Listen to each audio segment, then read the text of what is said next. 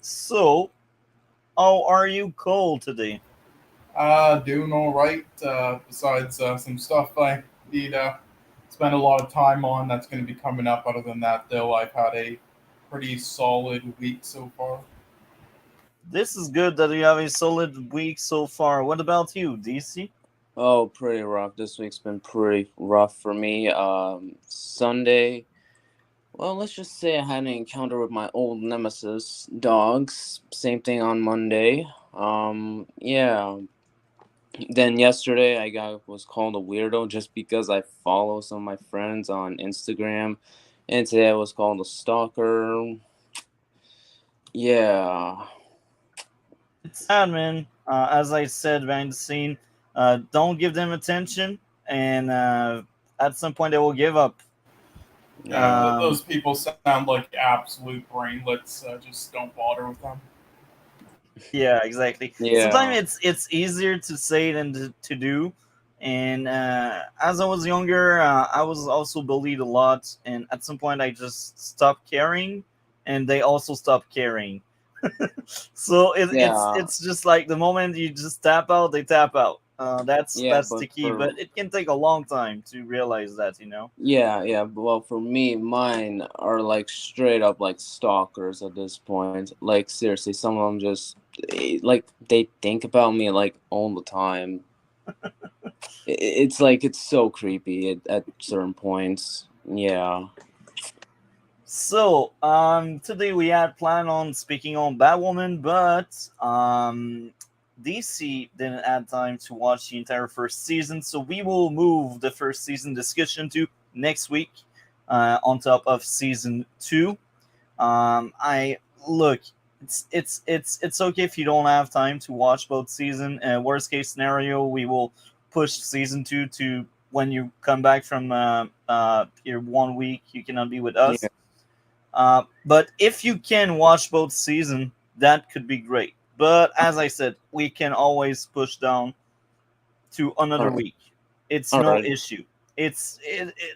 You're one of us, you know, All right. and we if we for some reason don't have time to watch one of the topic, it's fine to push it down. We will cover it at some point. We will cover it at some point. So with that being said, today we still got a very interesting lineup. We got the Flash, Pin Ultimate episode, the second last episode of the show. We also have three Alien movie. Uh, they are masterpieces, right? They are Yeah. like peak cinema. Um, Definitely. A tear down my cheek. Watching them. and we also got the Flash season six. Cole, did you have time to watch season six? Yes, I did, and as per usual, though, the Flash seasons, they don't usually stay in my mind the most. Like the Batwoman, which we wanted to do in this week, but Batwoman did. But for some reason, the Flash seasons tend to not stay in my memory as often. But yeah, I will say it's. I mean, yeah, that is definitely a season. That's all I'll say. And we also get to cover two other Jordan Peele movie. And I see some kind of trend with Jordan Peele, and I got a few issues here and there with that trend. I like we covered Denis Villeneuve, we covered David Fincher, and now we cover Jordan Peele. And I think among the three we covered, like their entire library so far, he is probably my least favorite of the bunch. Yeah, I mean there are others we covered the full libraries of. You just don't really know it because they might not just have as long of libraries, at least yet, as filmmakers such as Denise. Jordan Peele is one of them. Yeah, he's Yeah. only made three feature-length films so far like this, and yeah, out of the three that we've covered so far, he is like third, but that isn't a bad thing, though, because Denise and Fincher are pretty up there, but Yeah. yeah, like the others though, he definitely has some issues here and there, which I'll get into. One thing I actually kind of have like an interesting take on, like maybe what he should do as a filmmaker, because love his ideas, but I think he might be doing some things wrong with what he's how he's going into it a bit. Yeah, and that's funny because I remember Denis Villeneuve had very average movie in his library, but these were like his weaker movies. Like he had among his best movies, if I remember correctly, Arrival was one of my favorite movies we Yeah, ever covered. It's like my top five movie. I didn't give it a 10 per se, but I still gave a 9.9, which is almost a 10, you know? yeah, I yeah. gave The weakest for you was Dune, I would believe. That was like, if you don't want to a count sub D as Insomnia, well. yeah, Yeah. Insomnies, but if you don't want to count that because a point was removed because of the foreign language thing, that's just like a film outside of that, then the bottom one at the very bottom would be Dune. But Yeah. yeah, and you gave that, I believe, like a 7 or a 6.5. Yeah, 7. I remember that one. Uh, and Prisoner is another great movie I remember. Also, probably in my top five Yeah, movies and I in the believe you gave podcast his, so far. I believe you gave his 40-year sequel to the original Blade Runner, Higher score 2040. than the first one. Yeah, Yeah, that no, yet that, but also you either gave it a 10 or like a 9.9. I gave Blade Runner to a 9.7. I remember Yeah. 9.8 for Prisoner, 9.9 Arrival, 9.7 Second Blade Runner. But I think Second Blade Runner is probably my favorite 9.7, like maybe side by side with Creed 2, because this is how much I like Creed 2. Um, yeah, Creed 2 is probably up there in my top five. Um, so let's get into the first topic, The Flash Season 9, Episode 12. I guess now we can already dive deep into it to be slightly faster than usual. What would be your No issue, pun Skull? intended. You're right. That wasn't Yeah. intended. Well, listen, just like the last episode. I mean, again, we all enjoyed like episode 10 or something, but just Yeah. like episode 11 that had potential but then fell flat. This one kind of did for me as well. Like I had some hope for this at the very start of it with what it was like leading up to, but goddamn, like firstly, that opening scene was done so horribly. I laughed. I was laughing so hard. It was done so horribly, in my opinion. And that like scream from him, and then the zoom out, that was just hilariously bad, poorly done. Yeah, and also this was yeah. I throughout this the second part of this season, I was giving a lot of credit to like the actors. Even if their like scripts are bad, the actors themselves were doing a better job than usual. This episode, I thought they did pretty bad job, honestly. You know, and yeah, it's still pathetic in my opinion that they're choosing to just do all this stuff for like the last bit of the show's history, out of all the things they could have. But I don't know. Um, the villain character, yeah, some of the elements with him and scenes with him in this, well, there were points with his acting or how the scenes were done that I thought was a bit laughable. There were other points that was probably my favorite part of this episode. I like some of the scenes with him and the elements there. I thought that was interesting. Writing was pretty terrible, I would say. And yeah, there were points where it was like edited and filmed like Troll 2. Uh, and then yeah, some of the writing is just a bit of a mess too. And it was like written by somebody who's like it was like a rough copy a 10th grader would make in English class. Some of the writing in this, especially after the flashback in the beginning when they were having a discussion there. So yeah, pretty rough episode. There were some things I like though. Uh, yeah, not much. So I guess we can move on to DC. We dive deep into it. So now, what's your issues, and then we will cover what we liked. So yeah, what's Oh, your it's issues, said in DC? private chat something. You might want to read it.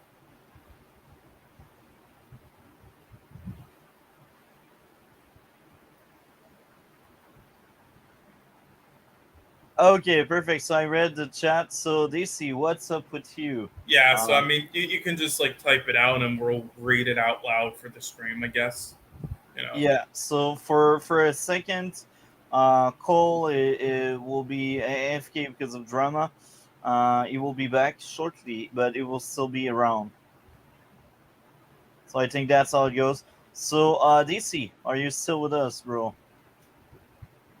I know, DC. yeah, no, that was Marvel. Do you see that sent Oh, it? that was DC. I just Yeah, that realized no, that was I think DC. he's still here, but he I says thought he'll that be was on. you. I Yeah, thought I that was know. you. He said I thought that he'll was be. you. Yeah, he said he'll be on mute, but he'll respond in the chat. So basically, we'll read it out loud. The messages like this. Yeah. Some of my issues with Flash season 9, episode 12 are. So then, yeah, but I mean, in the meantime, while he's like typing that stuff out, since it might be a little slow, I will you go can over my say, issues, I yeah. guess. I was sure it was you for some reason. I'm just bad at reading. Yeah, you can like say yours, and then he might say type out all of his issues by then. So yeah, go Yeah, ahead. yeah. So keep typing out. Sorry, DC. I was sure that was Cole that had drama. But apparently it's you. Okay.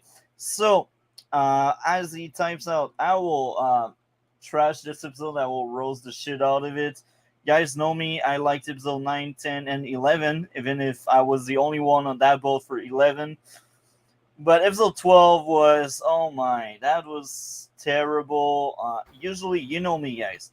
You know me. I don't always point out about acting or directing, you know. When I do, it's because there's a serious issue. Because who am I to judge that, you know? But when I realize there's something off or wrong, it means it's really, Well, really you bad. don't like those shitty like zoom outs that looked like it was done in digital because they forgot to. Man. Okay, so the acting or directing was off in the opening scene. When the episode pick up, I was like, what the fuck? Yeah, it was like Troll 2 levels. What the fuck? It's so bad. Why? Okay. Um telling instead of showing Allegra Nova. They told us. They're like, they don't show us their superpower. They tell us. I'm like, why? Why? Why, Flash? Okay, next up, more Chegra. I ate the crap out of them. Guys know it. It's confusing that we got two Eddie in two different times. What's going on with the one in present day and what's going on with the one in the future? Because Barry, keep in mind, Barry is in the future. So this is very confusing that we got two different Eddie. Uh, Not funny despite trying hard to be. I believe this is when Cecile sees her face in the mirror and they really wanted you to laugh, but it wasn't. The pacing, you can trim down that episode. That episode was actually half filler. Filling in always more Cecile's story than Barry himself, adding more of the nonsense of Cecile staying in Central City instead of following Joe. This reinforced my issue I had before, because apparently in the future she is estranged of her own family. It's, man, guys know The it just feels off for me. It just feels off that she decides to stay in Central City while her family is away elsewhere. Do you have something to say about that, Cole? Because I think you wanted. yeah, it's pretty. It makes no sense, but a lot of things in this episode make no sense. I have no idea what they're even going for. Like honestly, I could just say my positives right now. Again, some of the scenes with both characters there and the villain, like from the beginning there. Some of their scenes were entertaining, and in between some of the bad, horrible act in like the very beginning scene. And yeah, that's about it. There's my positives. That and maybe some of the flash, just like scenes were kind of like more entertaining than other ones. But yeah, that's about it. This was just horrendous. And yeah, can we just like agree that like episode 10 is the real last episode? Can we? Yeah, yeah. I'm on board with you. Episode 10 was amazing. Uh, it was my second favorite episode in this season, and it's in my top 20 favorite episode in the show. maybe top 30 roughly. But this is funny because that one was top 30 for me, episode 10, and suddenly we got episode 12 that is top 30 but worst. So it's like it's so uneven. Like I enjoyed the crap out of some episode, and then we get a dud, as some people may Yeah. call it. Yeah. Also, DC, while you're also like typing out some of those issues, could you also just like tell us as well first, like just what your overall thoughts on the episode are, like if you liked it or disliked it? Yeah. So as he types it out, I will um keep telling my issues because I'm not done adding my issues. So the Cecile stuff bothers me so much for so many reasons. Barry plot armor was crazy. He got smashed into a building and then he fell many floors and crashed into lots of glass. I get it. He is a meta-human with great healing factor, but the plot armor feels real. Man, he got pushed like a ragdoll. I'm like, that's fine, but man, it's like it fall from fucking 30 floors, man. Yeah.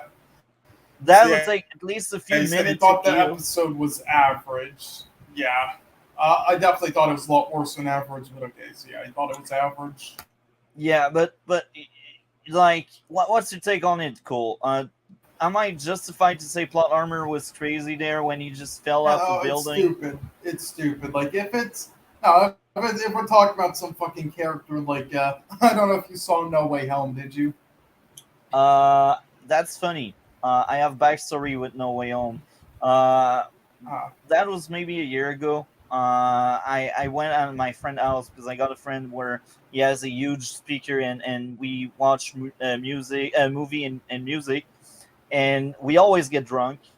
And we watched No Way Home by the end of the night. So I basically passed out in the middle of the movie. So I've seen like the first half an hour or so, and I passed out. ah.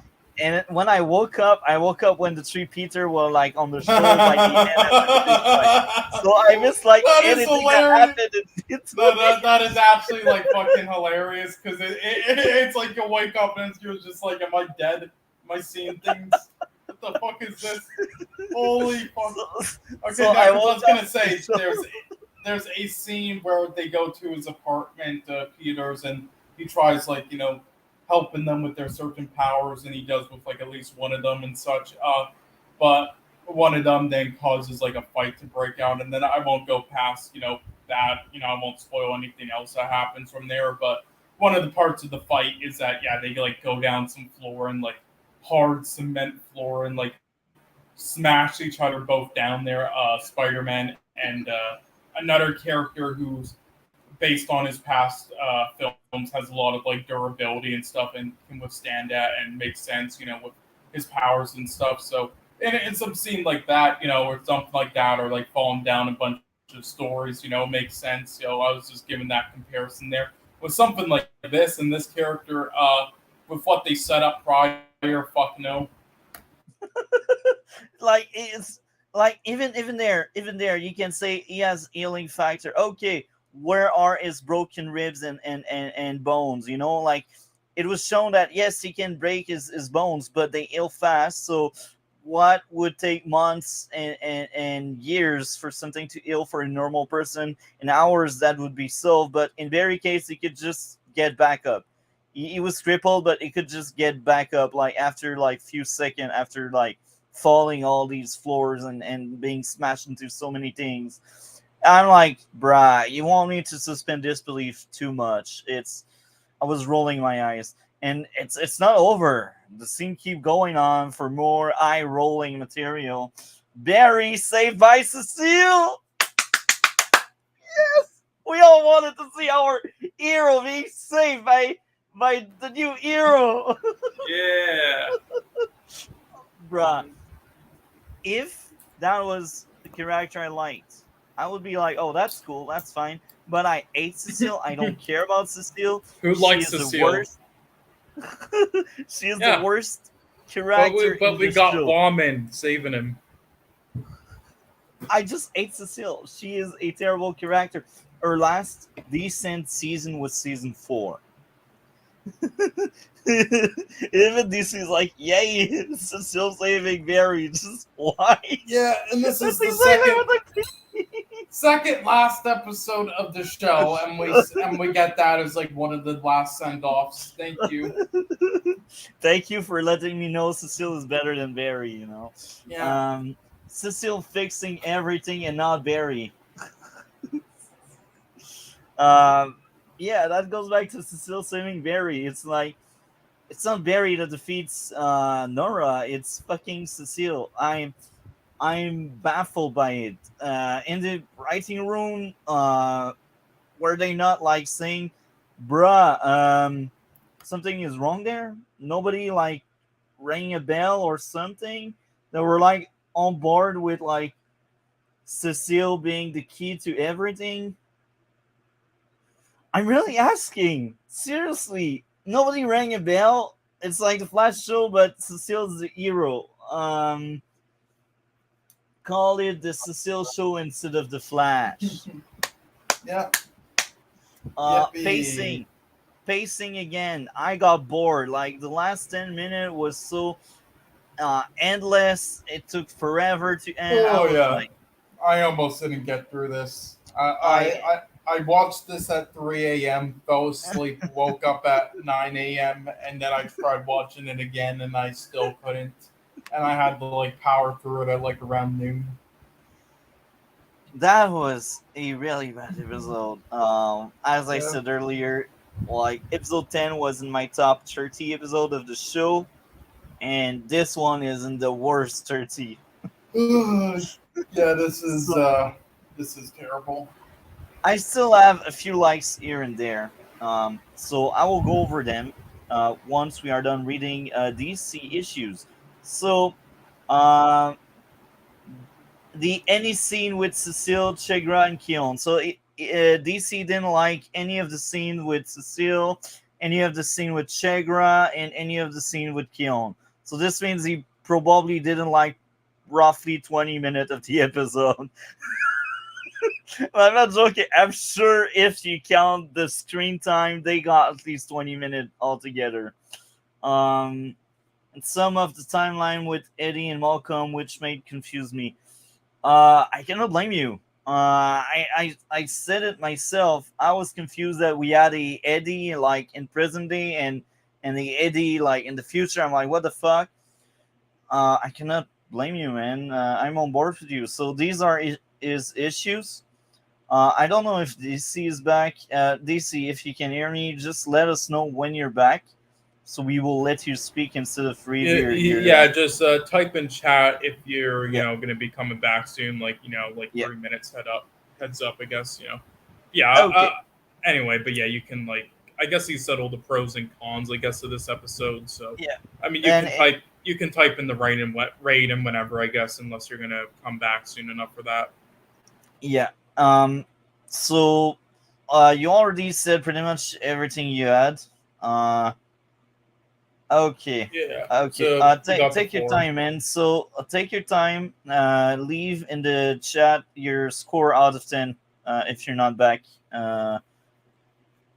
Uh, okay, okay, okay. So, I hope you will be back a bit later. I suggest we could cover some of the alien stuff because I'd like really to have like DC takes on season 6. Um, so yeah, so we finish the Flash and then we will like swap over like Flash season 6 and like the movies, Yeah. so we can have a DC take because I know it's DC favorite season, so I'm sure you will enjoy talking about it. So, um, the positive you already mentioned yours, Cole. DC's positive are Barry and Eddie scenes. I understand. I kind of like most of them outside of the opening scene. The opening scene was terrible. I said it. Um, Flash and excess stuff. I get where you're coming from. These are also stuff I enjoyed. We'd learn more of the crystal. Yeah. Now, my likes, I have a few. Um, Malcolm talking to excess, I enjoyed it. Cecile realizing her mission became more important than her family. That whole plot makes no sense for me. I ate the guts out of it, but the fact that she's aware of it tells us that, yeah, it's stupid. And at least she realized how stupid this is. So even if I hate the character choice, the character journey, and everything about it, at least she realized she is wrong. But then she get a pep talk with Chester. Chester was amazing this episode. They just received really shit material to just help out fucking Cecile. I truly hate Cecile. It's like I miss her season 3 and 4 days. Season 4, she started to become a bit annoying with her powers and stuff, but she was still decent. Then we got season 5. Then we got season 6. Then we got season 7. Then we got season 8. Cole, are you excited about the Cecile centric episode next season for next week? Oh, yay! I'm so excited. There's a fucking filler episode all about Cecile, and the subplot is Allegra and her cousin. That's like one of the worst episodes in the show. Season 7 has some really rough episodes. It's not the worst season. I think 5 was the worst, but there's a lot of shit in season 7. Um, so, um, next up, Barry figuring out that the negative speed force went through the blue crystal. I like it because at last Barry is smart again. Barry is not an even character. There are points like season 5 where he is really stupid to let Nora mess up and do her own flashpoint. And there are points like here where he kind of realizes what's going on.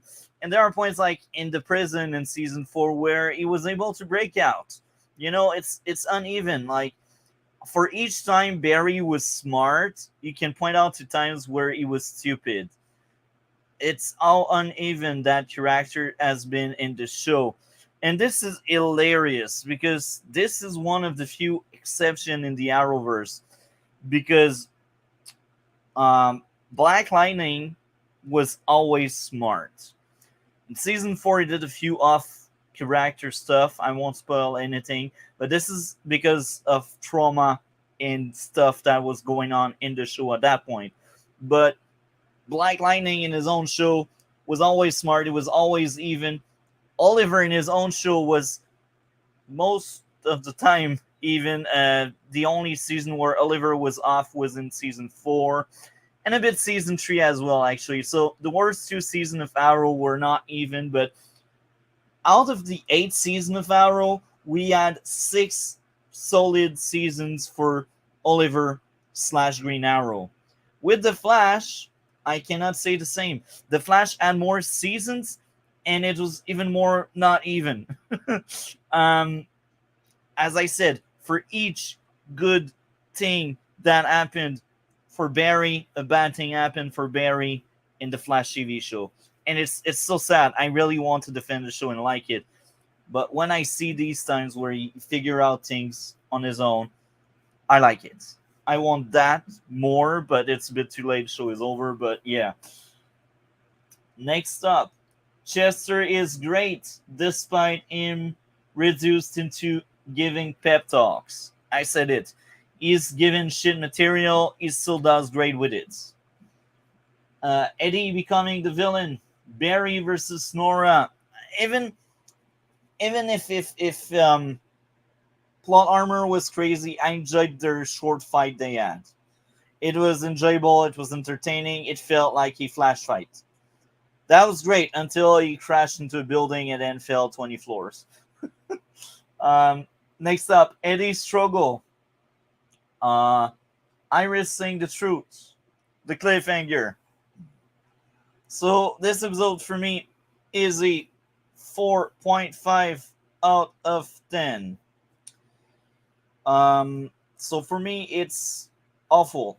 5 for me is bad, and if it's under 5, it's awful. DC score is a 5 out of 10. For him, it's average.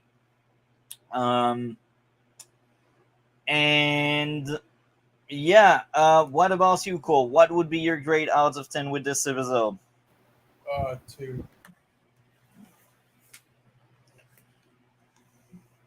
2 out of 10? Because you were a bit far, so I'm not quite Yeah, sure. yeah, it's a 2 out of 10. Okay. So, I will mark down the timestamp. 30, 20, Flash, Season 9, Episode 11, 12. I'll take a picture of it. Then we move on to Alien versus Predator. So yeah, let's discuss about that. So DC, even if, well, still let us know when you're back. Yeah. Sorry about that. I'm back. Things have You're toned. back. Yeah. Okay, since you're back, we will actually speak about Flash season 6 then, because you're All back. right. All right. So welcome back. I'm glad to have you back. Yeah. That's great. You were still active in the chat, and Yeah. that's funny because at first I thought that was Cole. I was speaking about Yeah. the private chat. But I Yeah. realized after that when he said it was you, I was like, oh, now I see. Now I understand. Yeah. I'm glad you're back. So we speak about your favorite season of the Flash. Yay. Best season for me. Yeah. So, um, let us know why. I think I just like it because of both halves and how they're both generally connected to each other. Like the first half actually does play a role in the second half, at least with the whole crisis build up, which in my eyes I think it makes sense. But I also feel like this season's also the one where it's more personal with Barry. It also has some really unique episodes. There's the horror episodes with Bloodwork, and there's the more mystery with Mirror Monarch. Yeah. So Yeah. I think he did cut off, but so I thought that season was not even. The first half was amazing. It was some of the best thing we had in the Flash since season 2. I think I would say Bloodwork is actually like Zoom level. They are like even equals. Yeah. Maybe I like Zoom just a little bit more, just because he's the perfect antagonist. But Bloodwork, man, I don't want to take away anything from him. He was still great. Yeah. He was So, best villain on the show for me, personally. And yes, I do agree with you that he's better than Reverse Flash. yeah, much better than Reverse Flash. He is like Reverse Flash. I enjoyed the performance and the actor and the writing and all, but I think he is not as of a threat as Zoom or Bloodwork. Yeah. Um, he is Yeah. more calculated and he doesn't do collaterals, and that's very interesting. That I like it, but doing collaterals is part of what makes a villain threatening because you're like, man, I don't know what the f he will do. Like it's hectic. Yeah. River Slash is more calculated, so it's less chaos, and that's one thing. Yeah. Um, so now, why did you like the back half? I Why did you like Mirror Mistress? Yeah, I enjoy Mirror Mistress or Mirror Monarch because of how how tied to Crisis and Barry she really was. Like, yeah, I get it might have focused on Iris, but at least it had Barry centric episodes, unlike these last 3 seasons where Barry is not even in an episode or even referenced. So at least Yeah, we had that. Yeah, and I also feel like it also made Mirror Mistress more of a threat because the more time we spent with her, the more it generally became surprising. And yeah, that's my take on Mirror Mistress. I do think while the best part of the first three episodes in season 7, she was worse in that season than she was in this season. Yeah. Now Cole to basically tell you what's going on with. I won't spoil anything from Batwoman, but I'm sure you thought it was weird the ending of season 1, and it didn't feel like an ending, just like the Flash. That was the time COVID happened, so they needed to cut their run. Batwoman initial run, I believe, was 22 or 24 episode. I'm not quite sure how Yeah. many. You see, I thought it just was at the time because I heard how bad it was, like how briefly they like cut it, and I thought it was like, oh, okay, are they canceling it after one season? Thank God. So what happened basically? It did affect many season actually of the Arrowverse. It did affect season 6 and 7 of the Flash. 7 had a shorter run because of that. 6 as well. 6 they had the initial run of 22 episodes, so they were meant to have 3 extra episodes, but they ended up making the first 3 episodes of season 7 like the follow up to 6 because they could not finish what they wanted to do. Leaving with season 7 having like a 15-ish episode run. Batwoman season 2, because they wanted to air it as fast as they could, was also limited to 18 instead of the usual 2023 the CW used to make. Black Lightning, fourth season. Black Lightning got lucky because the third season was done and all when COVID happened. But they didn't air season 4 yet, so it did affect season 4. Um, but season 4 was still average. We will get into it. Black Lightning is the next stop after Batwoman because I think it's a really good show and it will give us a bit of fresh air after suffering through Batwoman and Legends of Tomorrow. Yeah, yeah, mainly Legends because oh boy, just Yeah, well, Mona. um, you like Batwoman, which is a good thing because Cole and I both hated it, and Yeah, I cannot wait to roast the crap out of it, and I cannot wait to hear your take. yeah, Um, yeah, so that will be next week. So this affected all of these season, and Arrow got lucky because at that time they were done with season 8, so Arrow was flush. What else got affected? DC's Legends of Tomorrow season 6 and 7 were both affected by COVID. Um, but even outside of that factor, both seasons were terrible anyway. So yeah. um, so that's like the backstory of what was going on in the real world that affected the TV shows. Um, what would be your issues with season 6 if you had any, DC?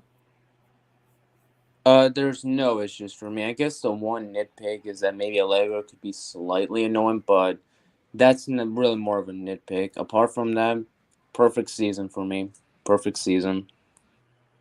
I thought Allegra in that season was mediocre at best. Sometimes she was average, but she didn't bother me as much as later season because her role was so quite small and she felt forced because she wasn't natural or organic with the rest of the cast. She had no chemistry with anybody except maybe Nash, but I think it's more like the acting of Tom Cavanagh that lifted up like all of their scene together.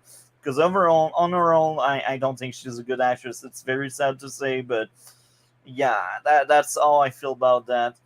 Um, but I thought that was like her best season.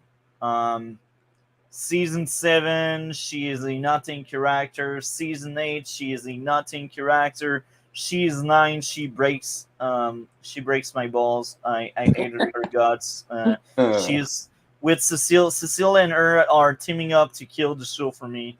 yeah. Um, Yeah.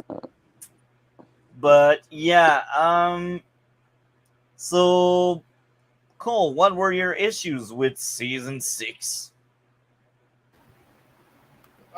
Yeah, so just like the last one or two seasons, this was kind of when the Flash, I guess, started to move away from a lot of things that I was redeeming for me that made me kind of like the show at first, at least some of it, for they call it like maybe like a solid film at least. Sorry, solid film. Sorry, I mean solid show at least.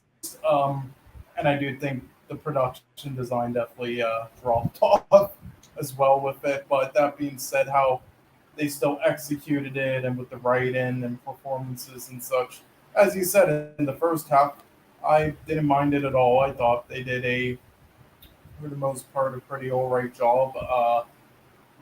Probably up until like sorry, not episode 9, if you count the Crisis on Infinite Earth Yeah, stuff. And then after, and there's some episodes after that that I didn't mind either. then Mainly, okay. You did you like 10? I liked 10 a lot. You didn't like 10? I didn't Oh, I hate didn't 10. like 10. No, I didn't hate 10. I just didn't love it either. It's more like below average for me. It's not one of the terrible ones. It's just not, but I would say more so like there were things in episode 14 that I didn't like, but I thought the overall execution, a lot of things they did in it was probably like the best in the second half for me. So yeah, it wasn't all terrible, but yeah, for the most part, the second half was just fucking horrendous in my opinion. And I want to just how about we just all sit back, pour ourselves a nice cup of tea, and can we all please just discuss for a moment what the fuck they were trying to do in episode 11? Wait, 11. Wait, I need to see 11. Yeah, Obviously, Right. That's Love Is a Battlefield. Oh my, this is one of the worst thing I've ever seen. this is the lowest rated one I've seen on IMDb, by the way, out of all seasons. But that's funny because I don't think it's the worst episode in the show. But yeah, No. same. it's still kind of shit. You're right. I was looking at the list. I didn't realize that was Love Is a Battlefield. You should have called it Love Is a Battlefield. I would have recognized directly the episode. But I mean, we got the very iconic Goldface meme. What Daddy likes the metal, which is one of the best. Yeah. So Oh my, this thing was horrendous. You're damn right. yeah. Um, yeah, the back half, bro. The back half was so rough.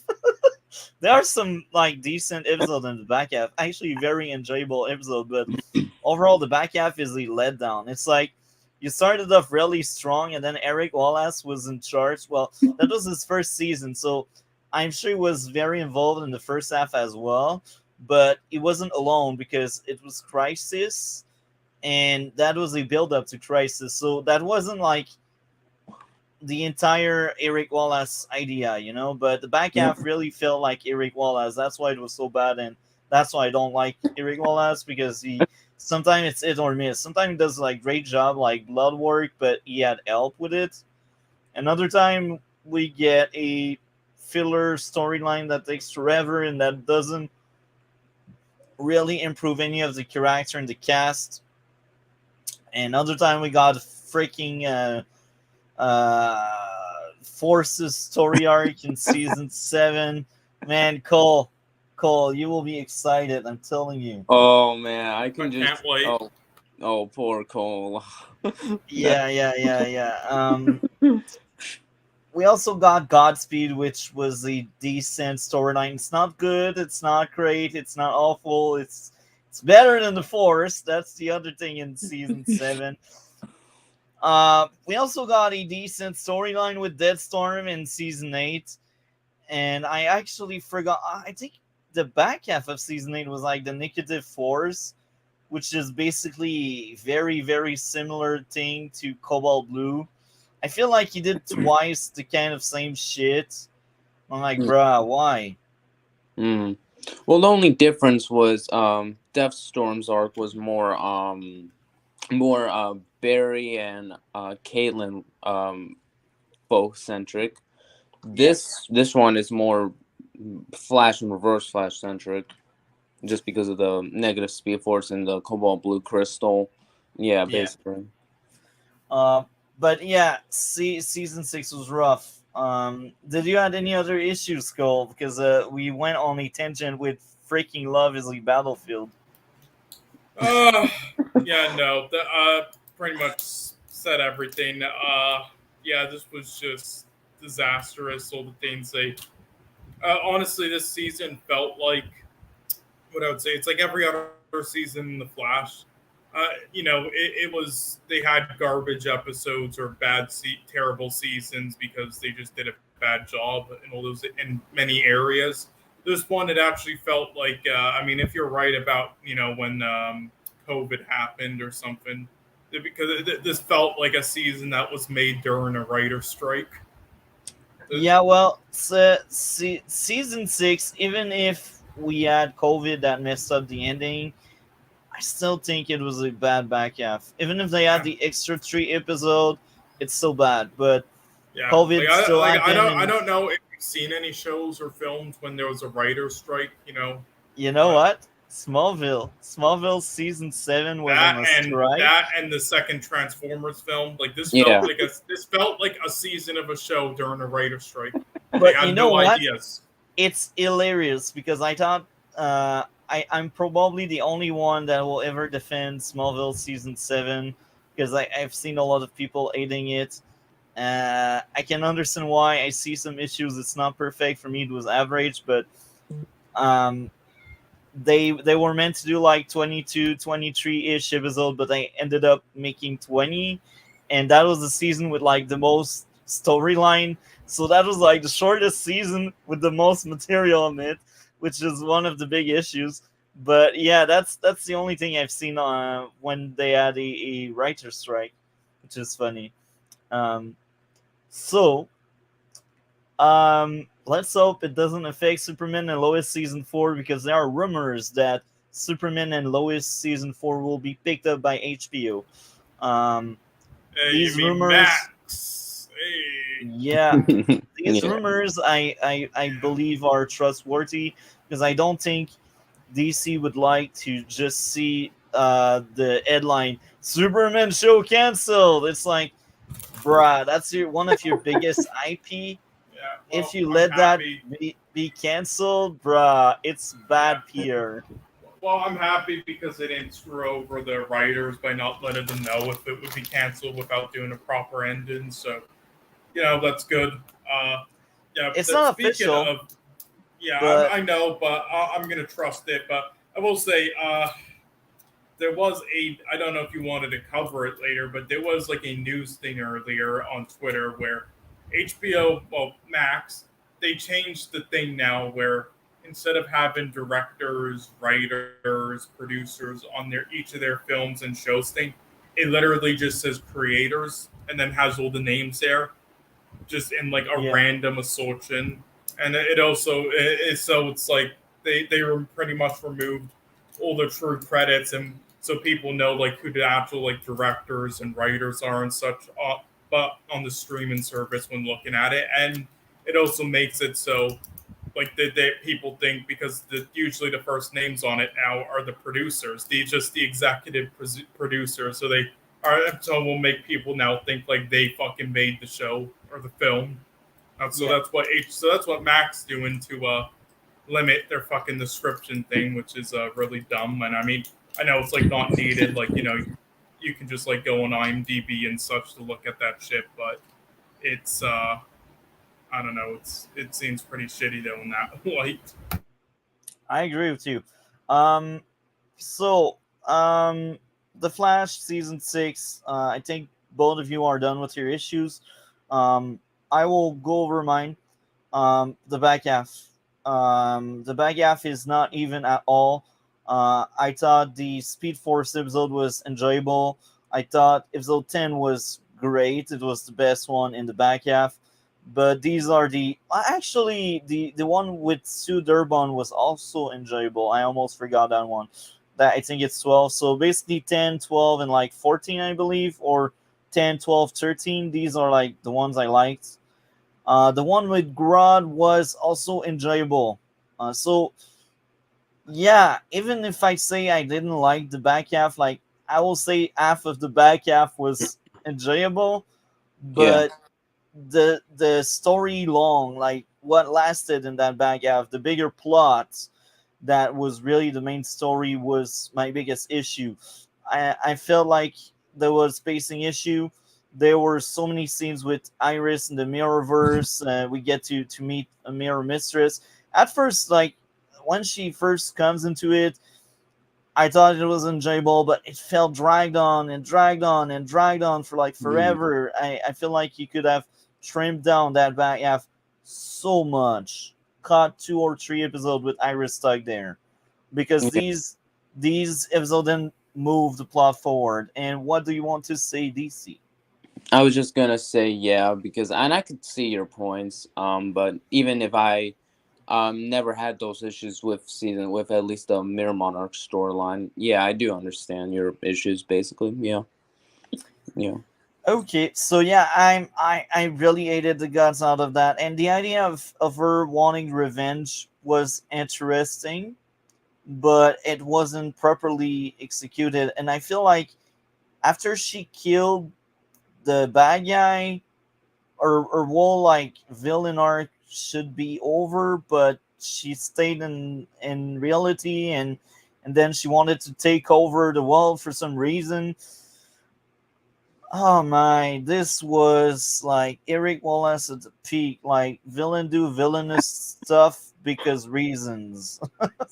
yeah, it's it's not good. Like I think her motive when that was personal was somewhat believable. It was enjoyable, but the moment she decided to just step into the real world, and then she decided to like control everything and everyone, that was like when it fell off the rail for me. And even there, the lead up to that wasn't that amazing.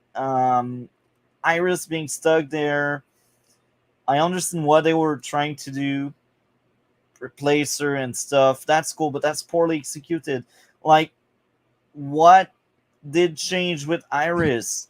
Okay, she had trauma in the early parts of season 7, but we barely touch upon her trauma. All she yeah, yeah, does is like, I go to a meeting and that's it.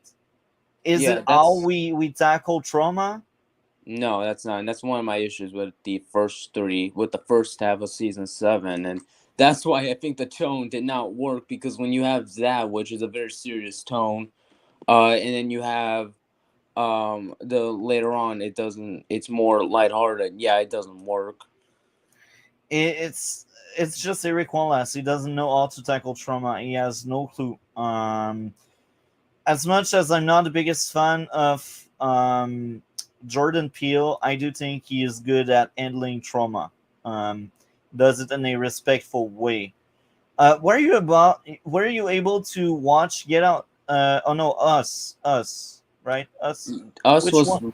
I was able to watch Get Out today. Okay, that's Us that you didn't see yet. I only got like 40 minutes into it, but yeah. Okay, okay. Anyway, these are like the last few topics. Did you have time to watch Alien versus Predator, both Yeah, movies? yeah, I watched the three Alien movies. Yeah, I Okay, was able perfect. to. So, Um, yeah, the Monarch Queen was terrible. I hated the guts out of that.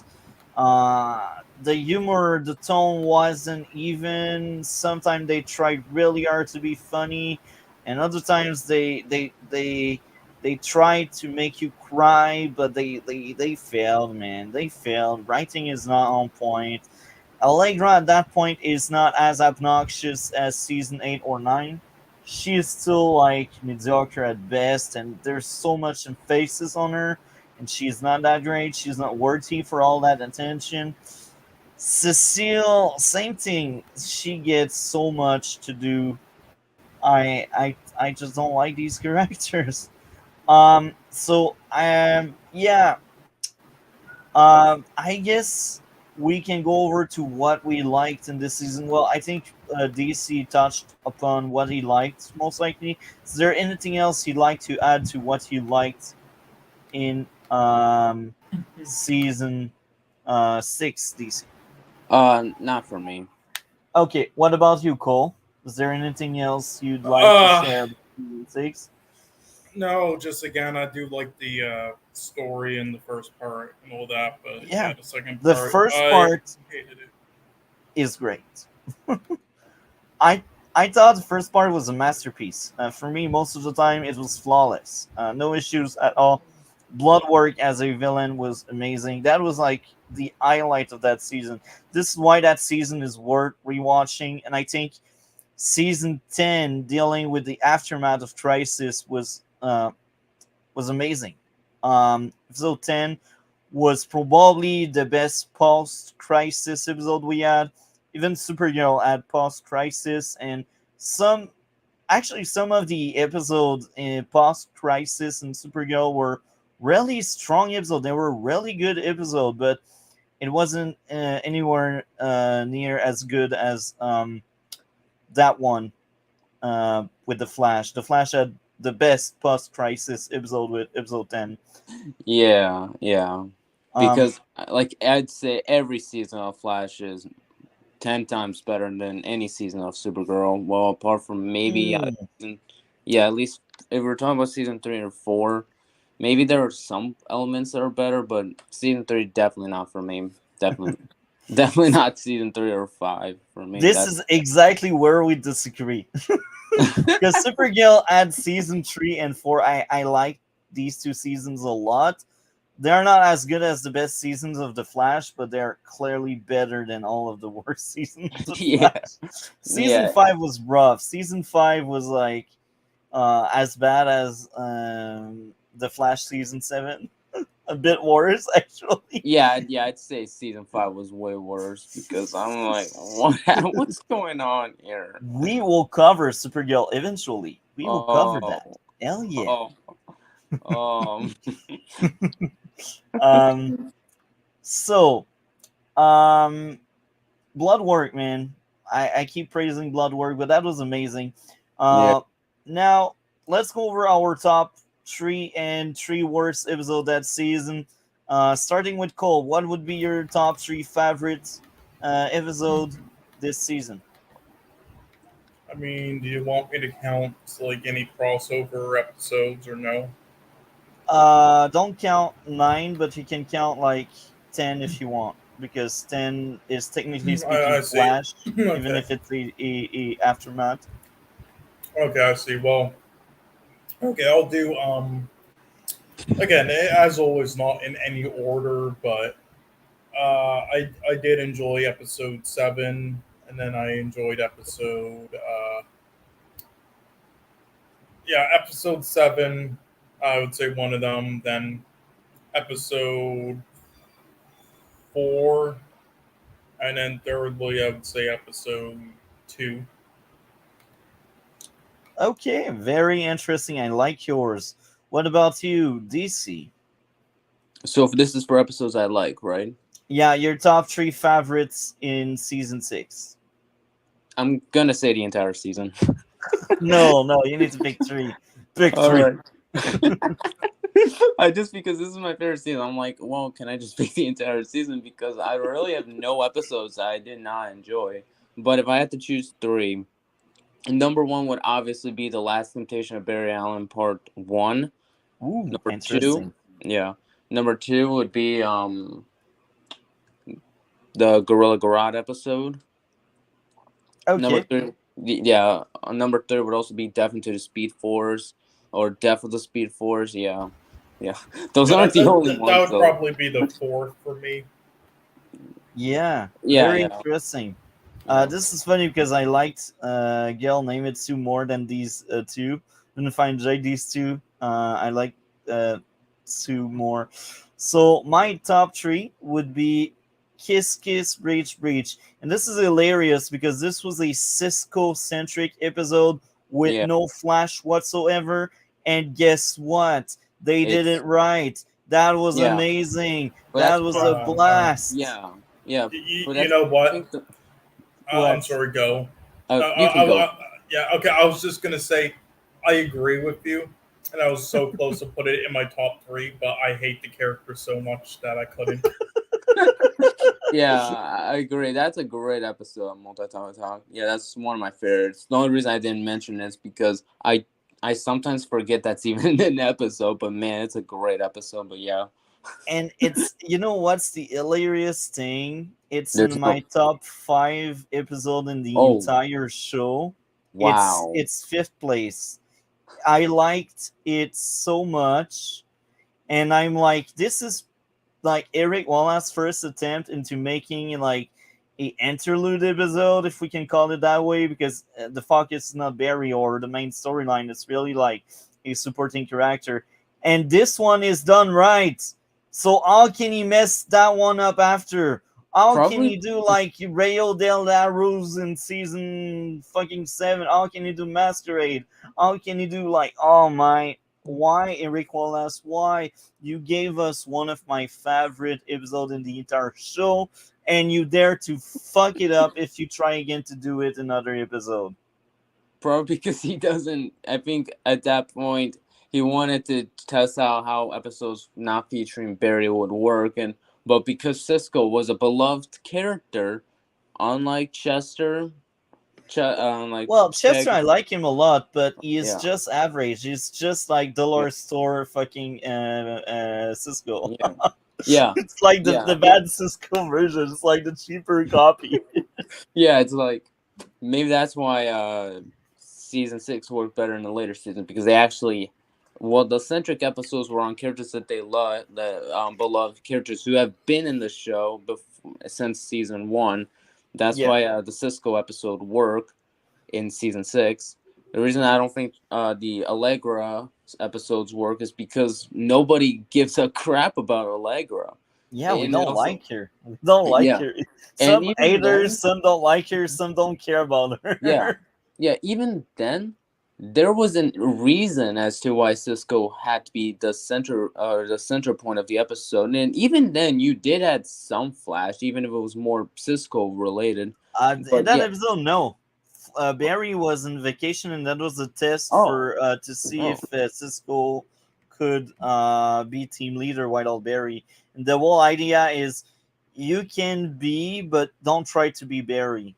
That was the idea because it was second guessing himself a lot, thinking what would Barry do, what would Barry do, and then at some point you realize he's not Barry, yeah, and man, that's why I like so much that episode. It's because they deconstruct Cisco and the friendship he has with Barry.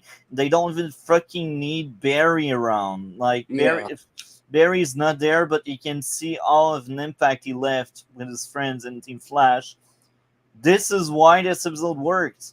And this is why I praise that episode so much, man. That episode, for me, if I remember correctly, this episode was one of the few 10 out of 10 I gave in the show. That was one of the few. And this is hilarious because I see 9-9 above that one. But I think 9-9 I had a few issues. I'm not quite sure if I gave 10-10. I would need to take a look at my notes again. But that's one of like Kiss Kiss Breach Breach is really hands down one of my favorite episodes in the show. Yeah, and another where it copies the title of a film and makes a pun out of it. Yeah.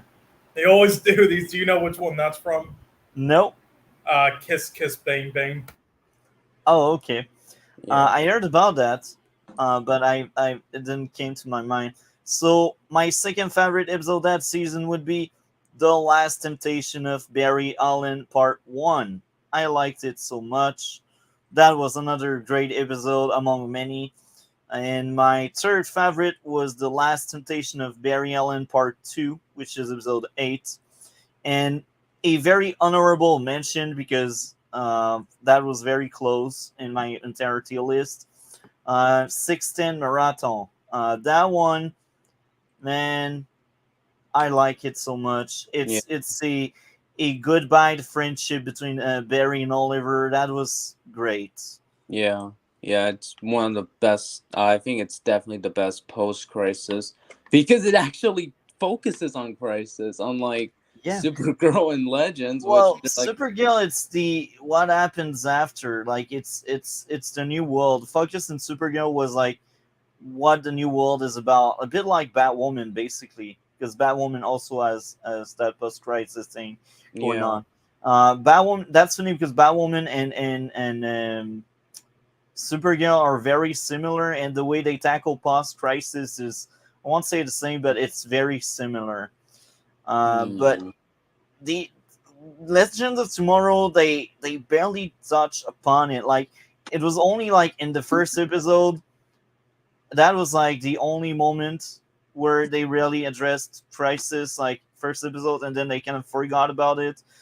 Um, but Besides, wasn't the first episode of season 5 of Legends yeah, the well, crossover? that was technically speaking episode zero. Then Crisis was episode zero, and Legends season 5 started with episode one, I guess.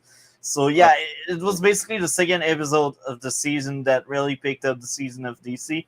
But you're right, the first episode of Legends fifth season was Crisis. So technically speaking, it was episode zero, and then we had one with Legends. But yeah, Legend poorly addressed it. Well, I liked the first episode. That was probably one of the best episodes that season, but that was the only watchable one. Even there, that was a very bad episode. Even there, like I tried my best to defend it. So, yeah. um, what would be your worst three episodes in season six, starting with DC? Oh, that's so tough because there's really no episode I generally say is bad. I mean, there are some that I'd say I don't like as much as others. Like, I mean, I'd say there's some episodes, but man, that's really tough because there's not a single episode I generally think is bad. Hmm, that's really tough. So, all right, just for now, I'm just gonna say one of them would be Love is a Battlefield. I still enjoyed the episode. I enjoyed it. I think because it's, well, I enjoyed it. Um, Kiss Kiss Breach just probably because I keep forgetting it's actually an episode, but I enjoyed the episode, so I still enjoyed it. So still a good episode. Hmm. Hmm. Probably episode 17, the episode where Barry figures out something's wrong with Iris or Iris is not Iris. Still enjoyed the episode though. Those are the three episodes I'd say I didn't enjoy nearly as much, but I still enjoyed them. I mean, I thought Liberation at least tried to do something interesting. Yeah, yeah, and it did, and I have to say it's a great episode. But yeah, it's a great episode Yeah, for me. I mean, for me, it's honestly the main culprit's just episode 11. You know which one that is, and then episode let's see, yeah, episode 16 as well, and then usually, and then here I was close to putting one of the last two episodes on here, and that's what probably a lot of people would do. But actually, I kind of hated episode 12 more than episode 19. I thought, Really yeah, interesting. Why?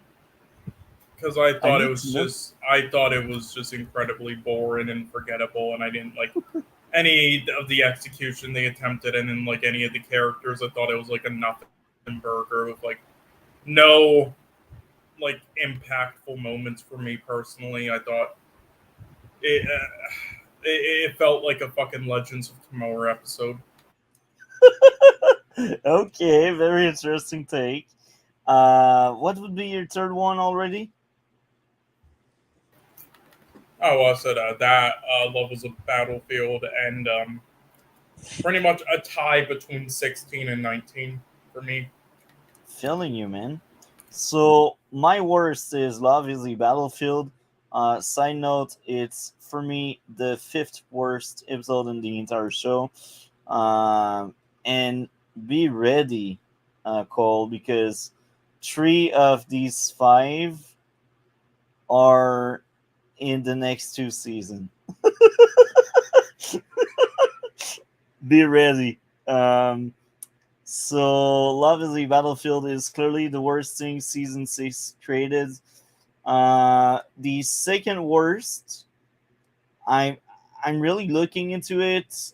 I think its success is assured, which is 19, and then it would probably be Pipe the Piper episode 18. So these are like my bottom three, but I feel like most of the back half is like almost the same level. It Yeah, just feels off. episode 18 almost made it over episode 12 for me, but I at least enjoyed two things in episode 18 more. Yeah, yeah, that's also one of my favorites. I forgot to mention as well, but yeah, So honorable mention in bad yeah, episode, The yeah, Exorcist of Nashville's. I'm like, man, that one was rough, rough, rough. The one time you don't need to bring back reverse slashes that time, and they did it, man.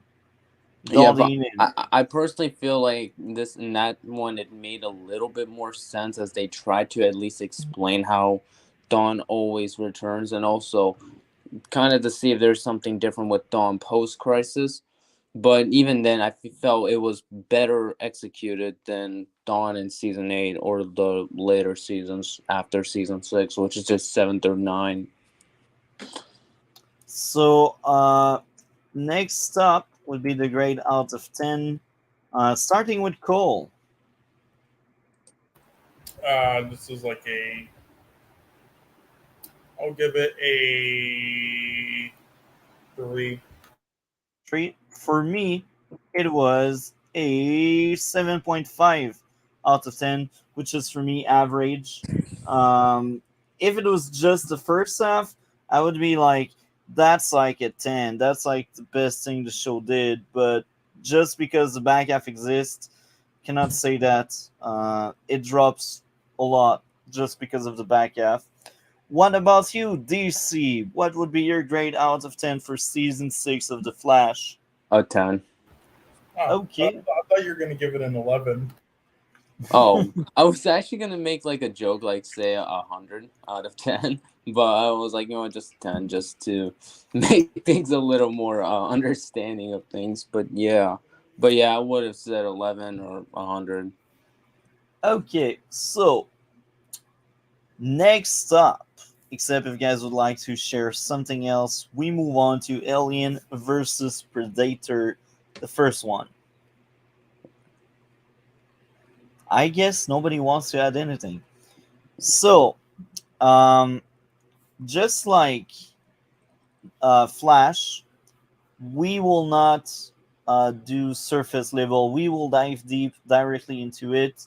What would be your issues about it, starting with Cole? Your issues with Alien versus Predator. Oh boy.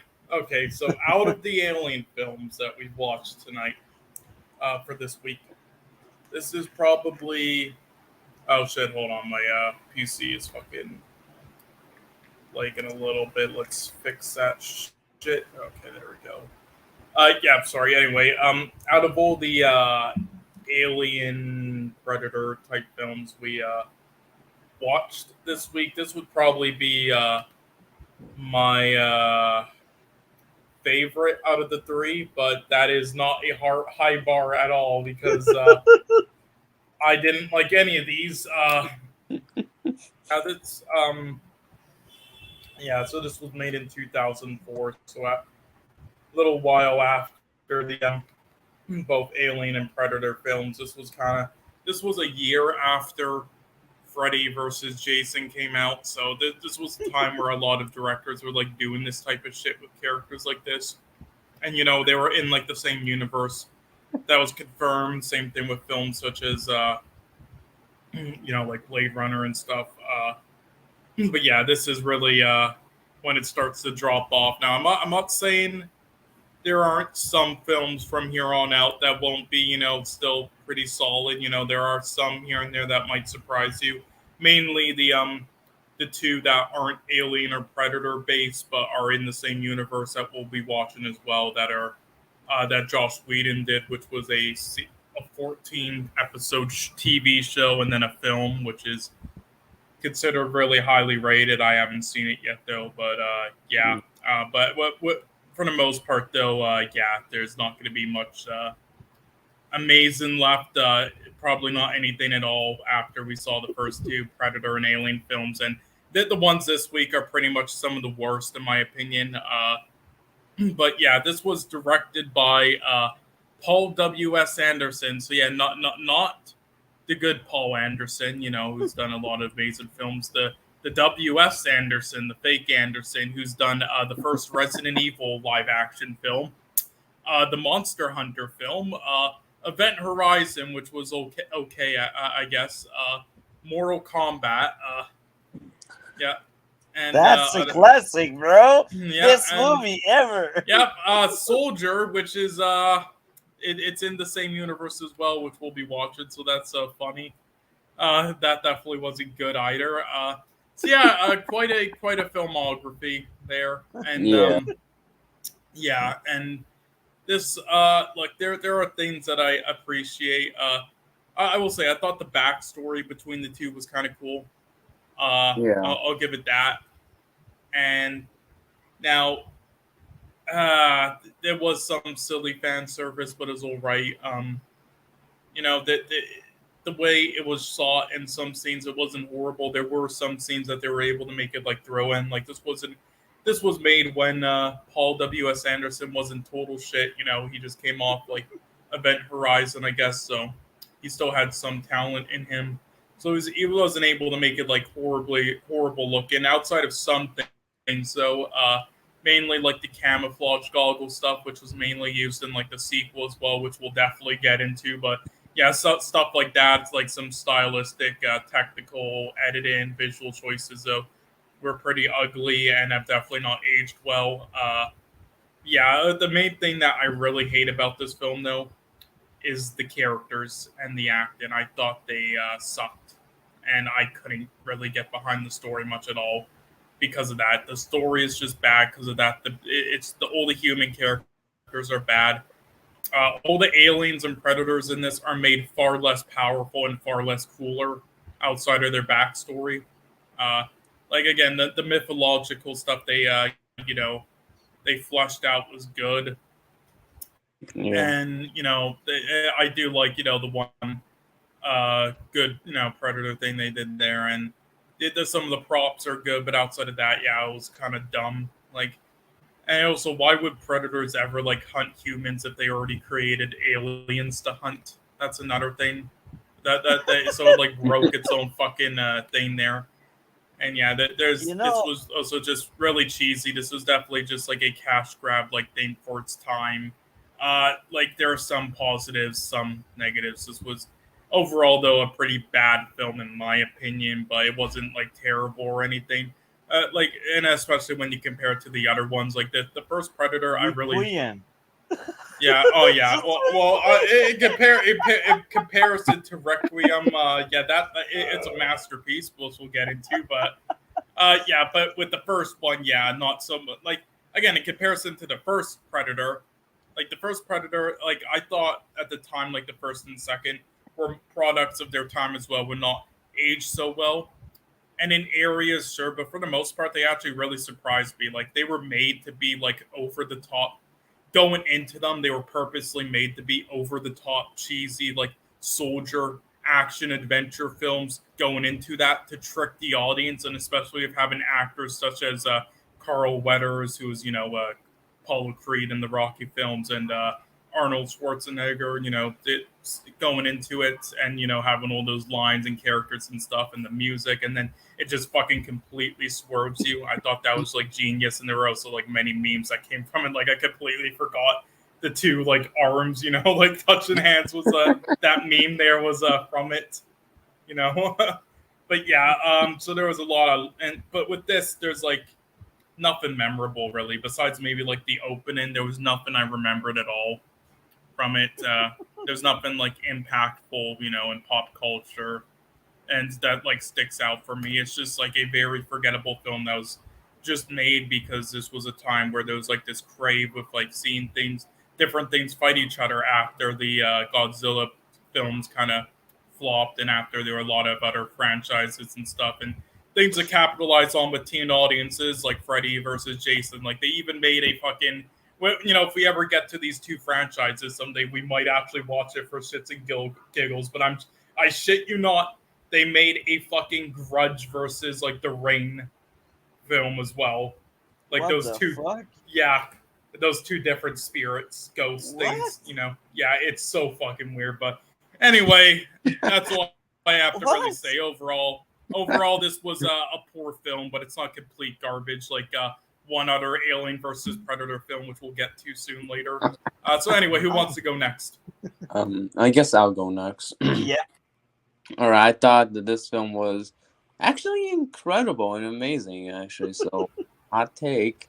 So, but yeah, I feel like I do know. I think some of the reasons for why the whole continuity thing might be a little confusing was because I heard from a review that AVP isn't actually canon to the Alien or Predator film. Yeah, well, they consider it canon, though. Oh.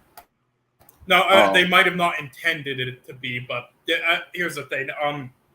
Ridley Scott, whatever his name again, yeah, he does a lot of weird stuff in his older years, I guess, with this franchise, which you'll see later with stuff like Alien Covenant. He kind of just does whatever he wants, because he doesn't really care. He's like 83, he won't be around much longer, he said. So, it's just like, yeah, we have Alien Predator films, fuck it, just make it canon without understanding, maybe there's things in there that you might not want to make it canon because of that. Yeah. Yeah. But yeah, I enjoyed the ancient history with the xenomorphs and the predators. I think it was actually a very clever usage of sci-fi and ancient history, which I think works well. And that was the best part of the film. Yeah, and even though the movie is PG-13, I there were times it felt like it was rated R from how. Yeah, like the kid who went like hunting. Yeah, like when the predator was like killing those people, I was like, damn, this is pretty damn dark. And turns out I literally forgot it was PG-13 because I did watch one review about it years ago. But yeah, other stuff. Maybe it's because rating changed over the years, and what is rated R today is not the same as before. Maybe that's the reason.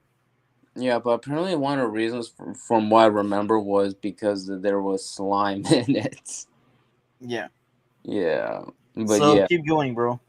Yeah. I also enjoyed all the human interactions, and it's not like the Alien movies where you think that there could be a android or, a human antagonist. I mean, there are some humans that are a little antagonistic, but they're not like that antagonistic, which I personally think is a breath of fresh air, because I think one of my issues with the Alien movies is some of them can kind of be predictable, especially with Aliens, and Resurrection kind of having that similar like very story. But we're gonna get into that when we get to Resurrection. But yeah, I also enjoyed how really it's I also enjoy the fight scenes that the Alien and Predator have.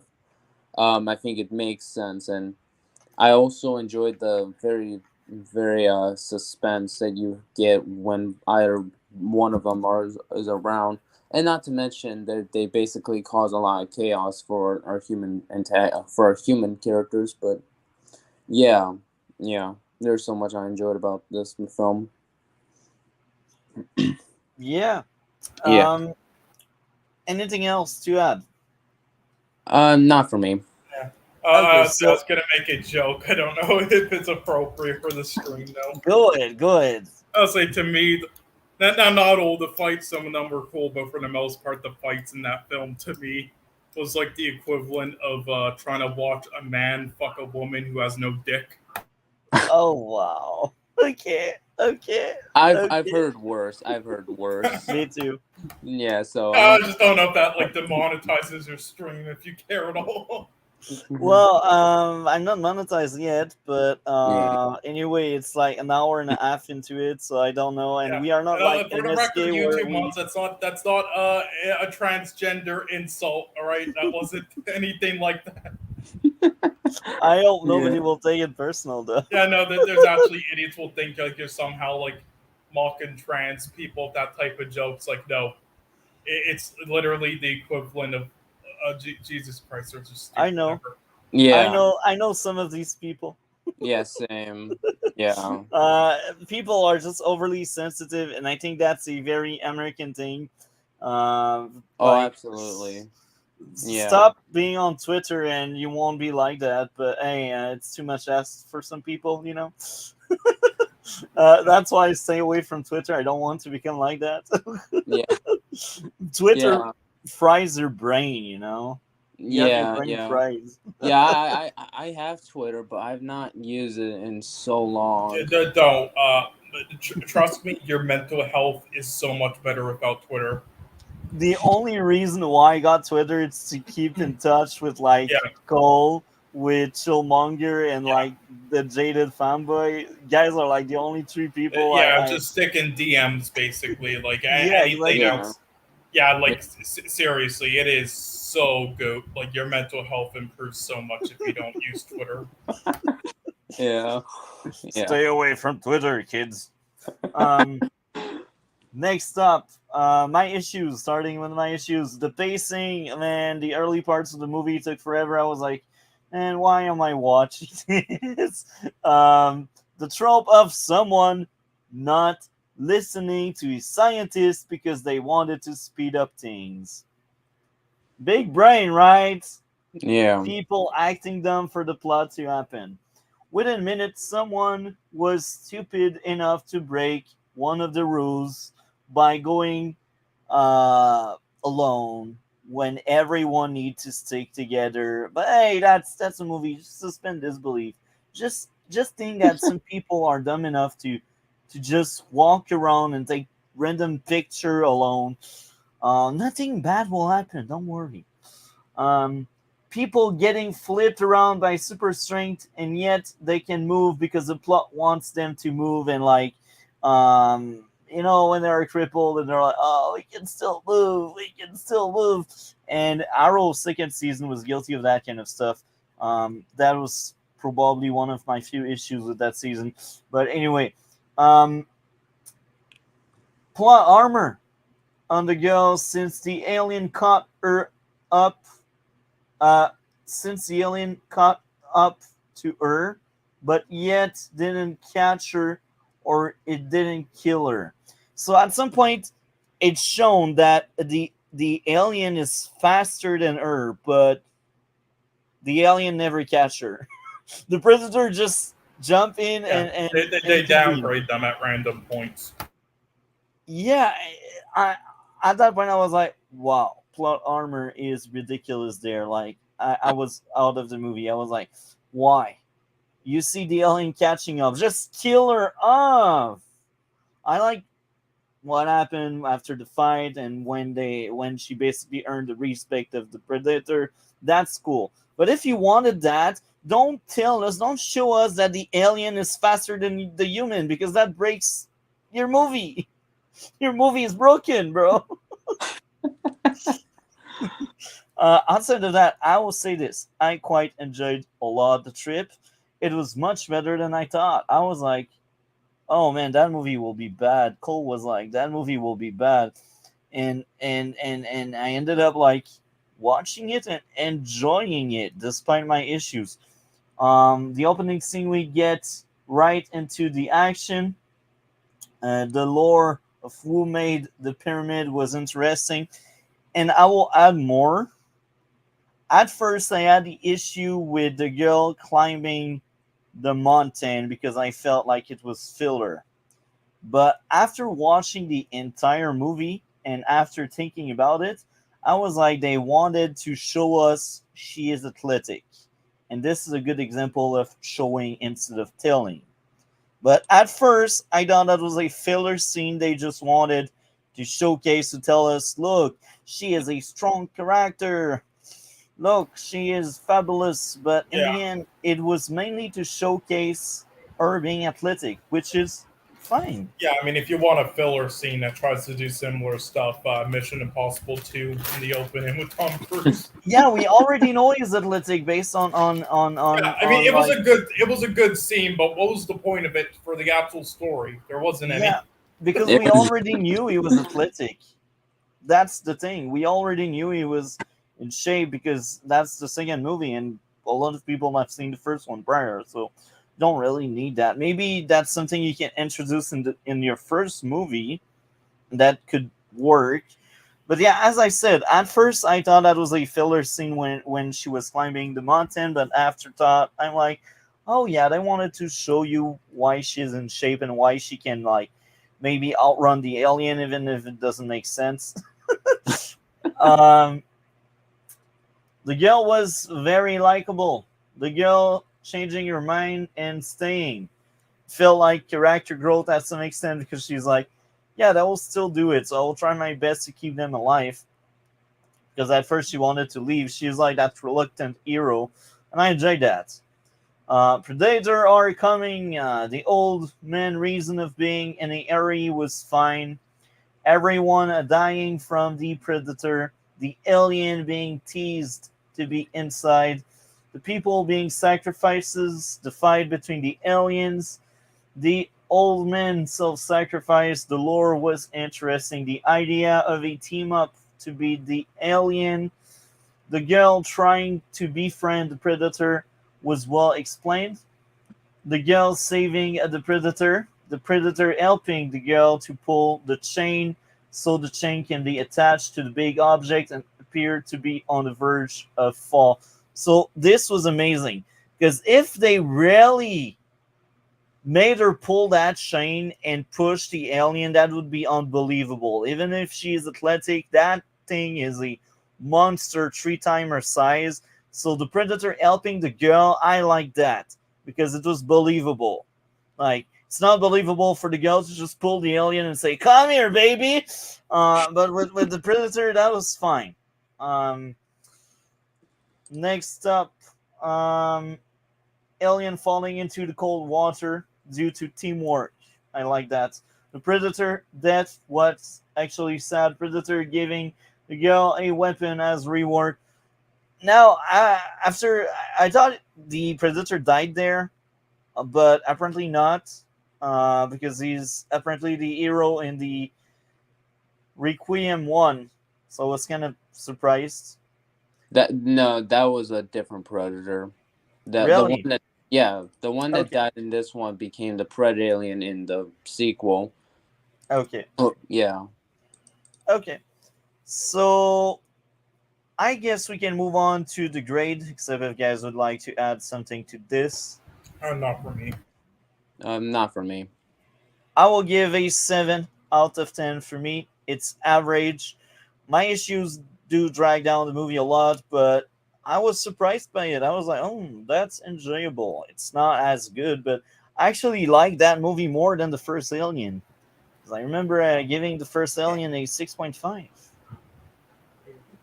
I wasn't bored. What about you, DC? What would be your grade out of 10? A 9. What about you, Cole?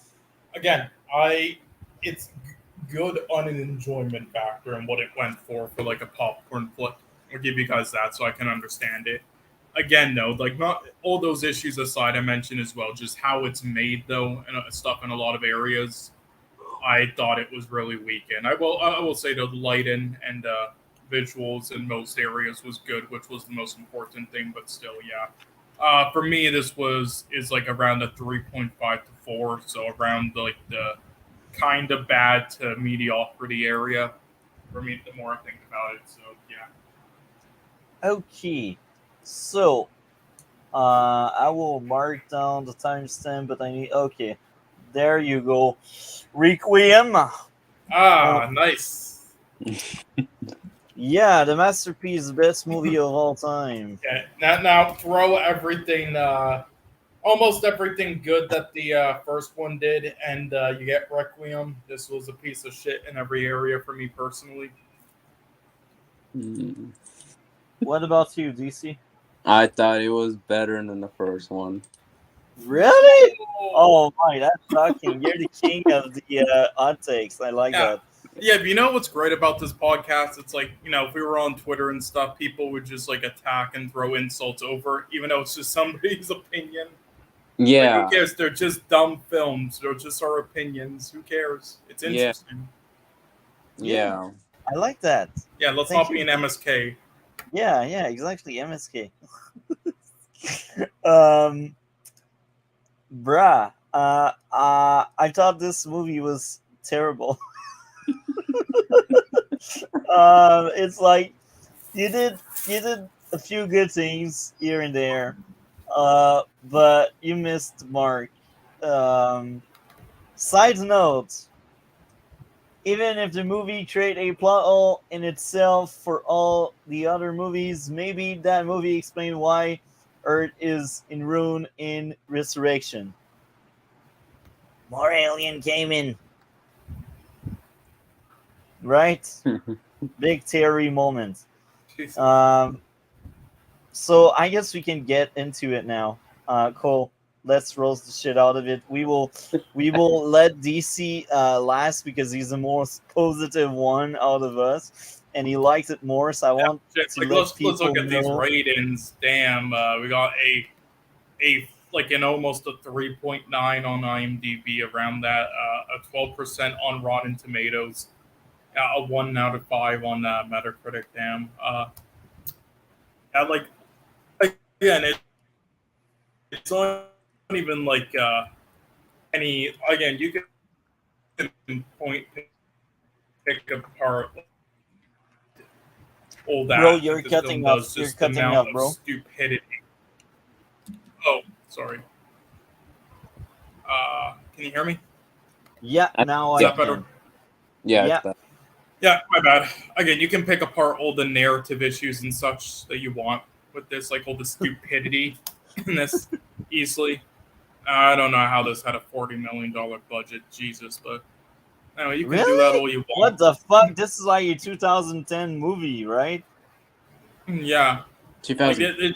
just looking at the poster, it looks like a straight to DVD film, but no, it's 40 billion. Sorry, 40 million. Like Jesus Christ. Yeah. Well, you could pick apart all that shit all you want. All right, but even with that aside, it's just it's just garbage in every area. First off, yeah, the actors, like, they cast nobody good in it, and it really shows. Like, it's all random names that suck, and it really shows. Yeah, the production design is god awful. The makeup and hairstyling is god awful in this. There's no good like prop designs, effects, in my opinion. It's all just boring and poorly done, in my opinion. There's no good like action or anything. There's no good like ideas they tried going with. But it's just it's I'm trying to I'm struggling to understand what their idea was for it. Yeah, this was directed by a duo who's made 3 films in their lifetime. This was their second one. The first one was this random film called Mute, which was bad. Gotta be fucking mute to make these films anyway. And then their other film that they made prior to this is also fucking dog shit. It's called Skyline, a 2010 one. They made it after it, which is you can look it up. Skyline 2010. It looks horrible, and it's a remake of something, and it's another sci-fi alien type mess that is just garbage. And the top review for it is my wife likes this. I'm considering a divorce. Yeah, just point that out.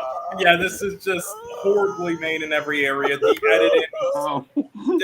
editing was like worse than fucking Snake Eyes G.I. Joe or whatever that fucking film is. The editing was like edited by like a fucking monkey doing cocaine.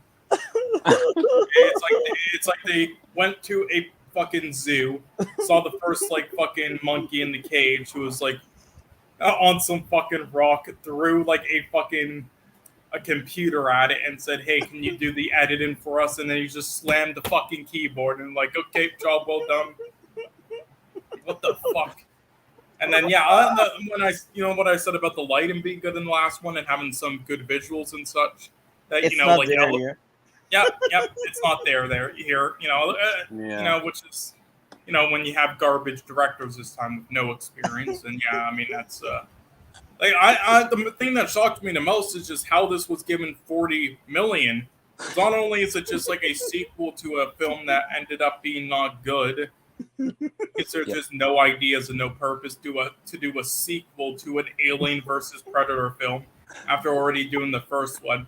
Not only is there like no good ideas, not only is there no cast and no director to this, and no money. Like this has to be like some money laundering scheme. Like where did the money even go towards?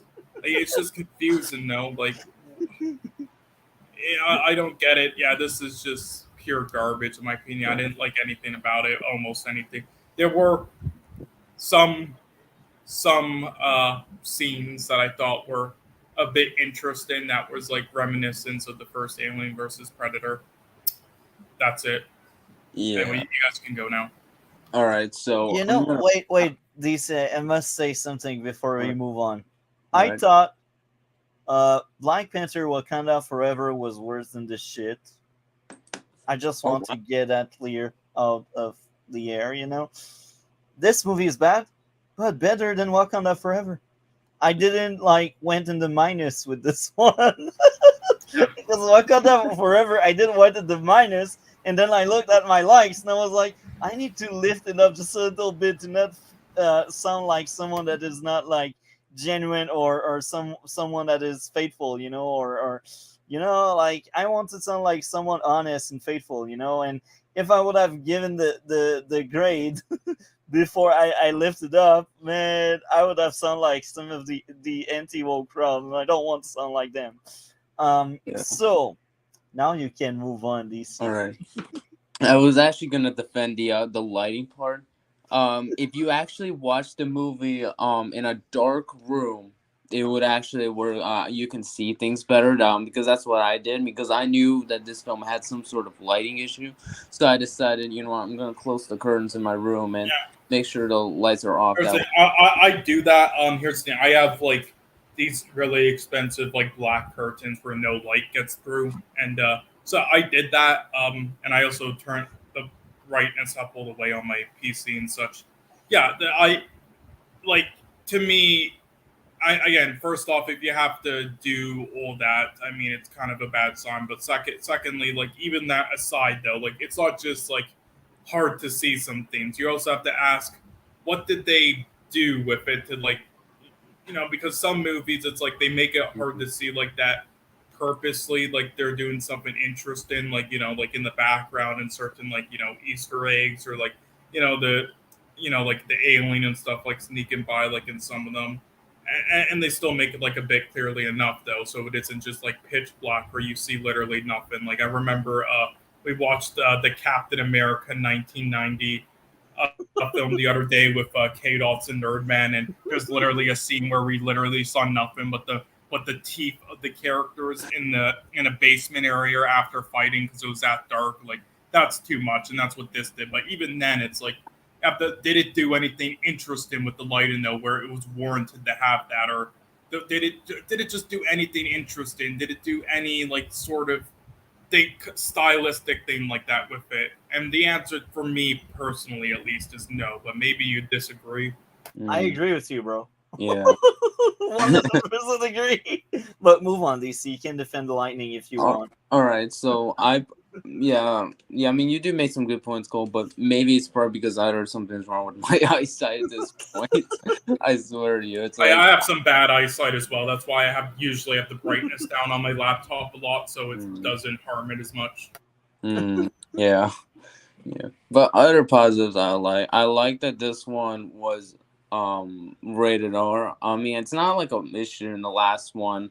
I didn't have a problem with it being PG-13. It's just I think I like that this one was rated R, and I also like how there's so much more gore, but it also gets the sense of mystery. Like nobody really knows what's going on, with the aliens and the predators. Whereas when with the ones in space, at least the alien ones, you sort of knew. And also, but these people are just innocent people. They have no idea what to do when it comes to this situation. And I Mhm. think I think that's probably one reason why I enjoyed this Mm, film more. I Is that mean, I don't know. I'm sorry. It's just to me, I think all the other films kind of capitalized off of that as well, but Mhm. did it like smartly. With this, I just thought they did it in like a Mhm. lazy way with those type of characters because they couldn't think of anything else or didn't have good writing skills with characters. And then with Mhm. some things they showed on screen, I think they just purposely hit it not to make it more chaotic, like what's going on, but just because they were lazy filmmakers because the other Alien films did the same sort of thing, but creatively, such as the first Alien film. That's just me. Yeah. I'm with you, Cole. I will But say though, I did appreciate that it was rated R, but sadly they did nothing with it to me because all the gore sucked.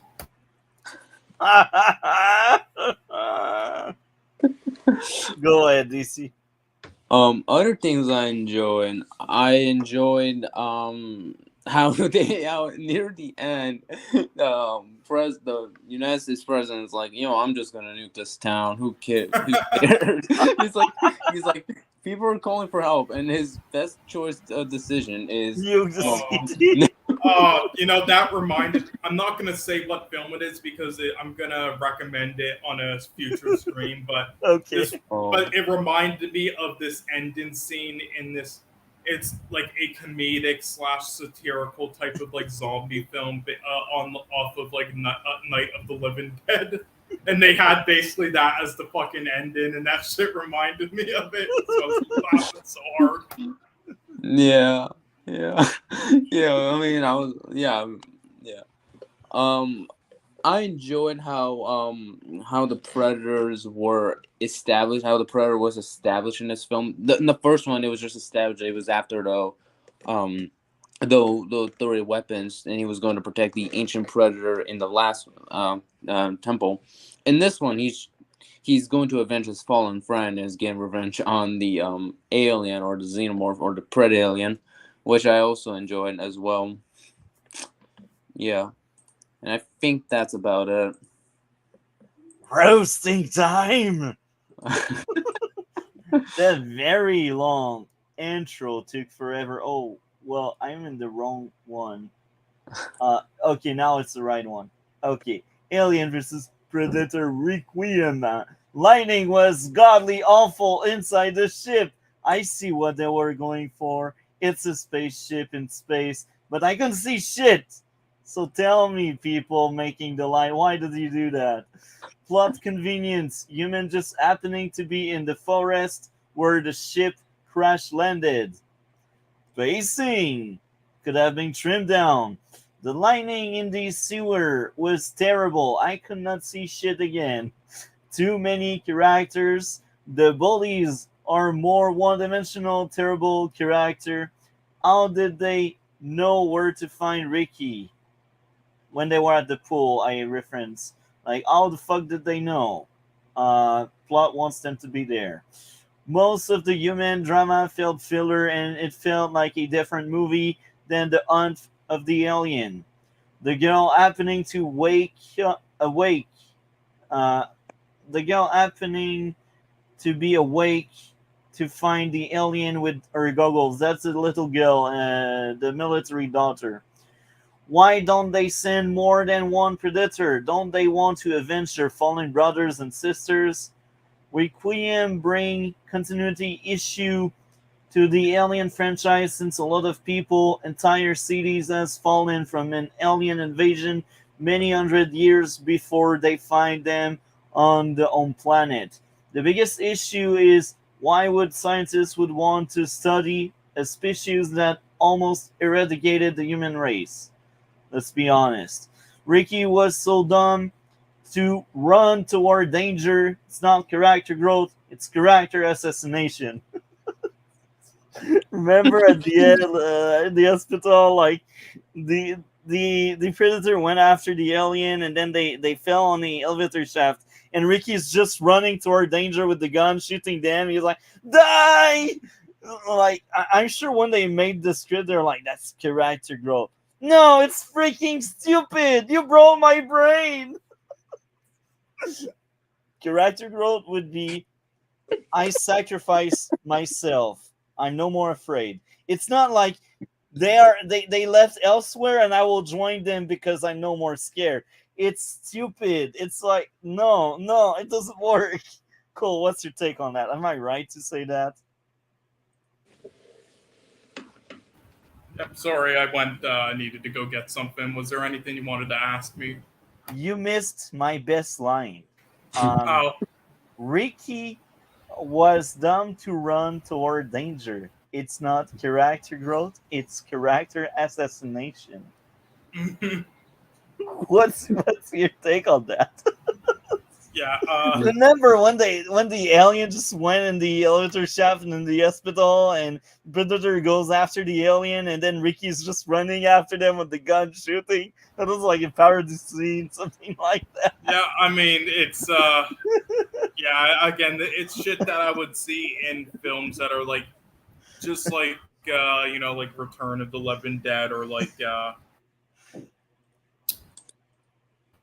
what was that one again?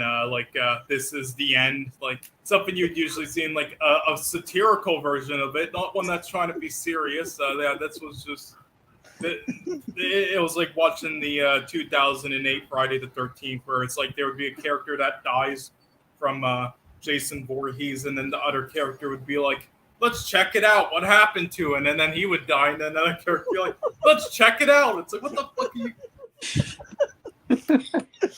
So I will admit, there are a few things I will admit about this movie.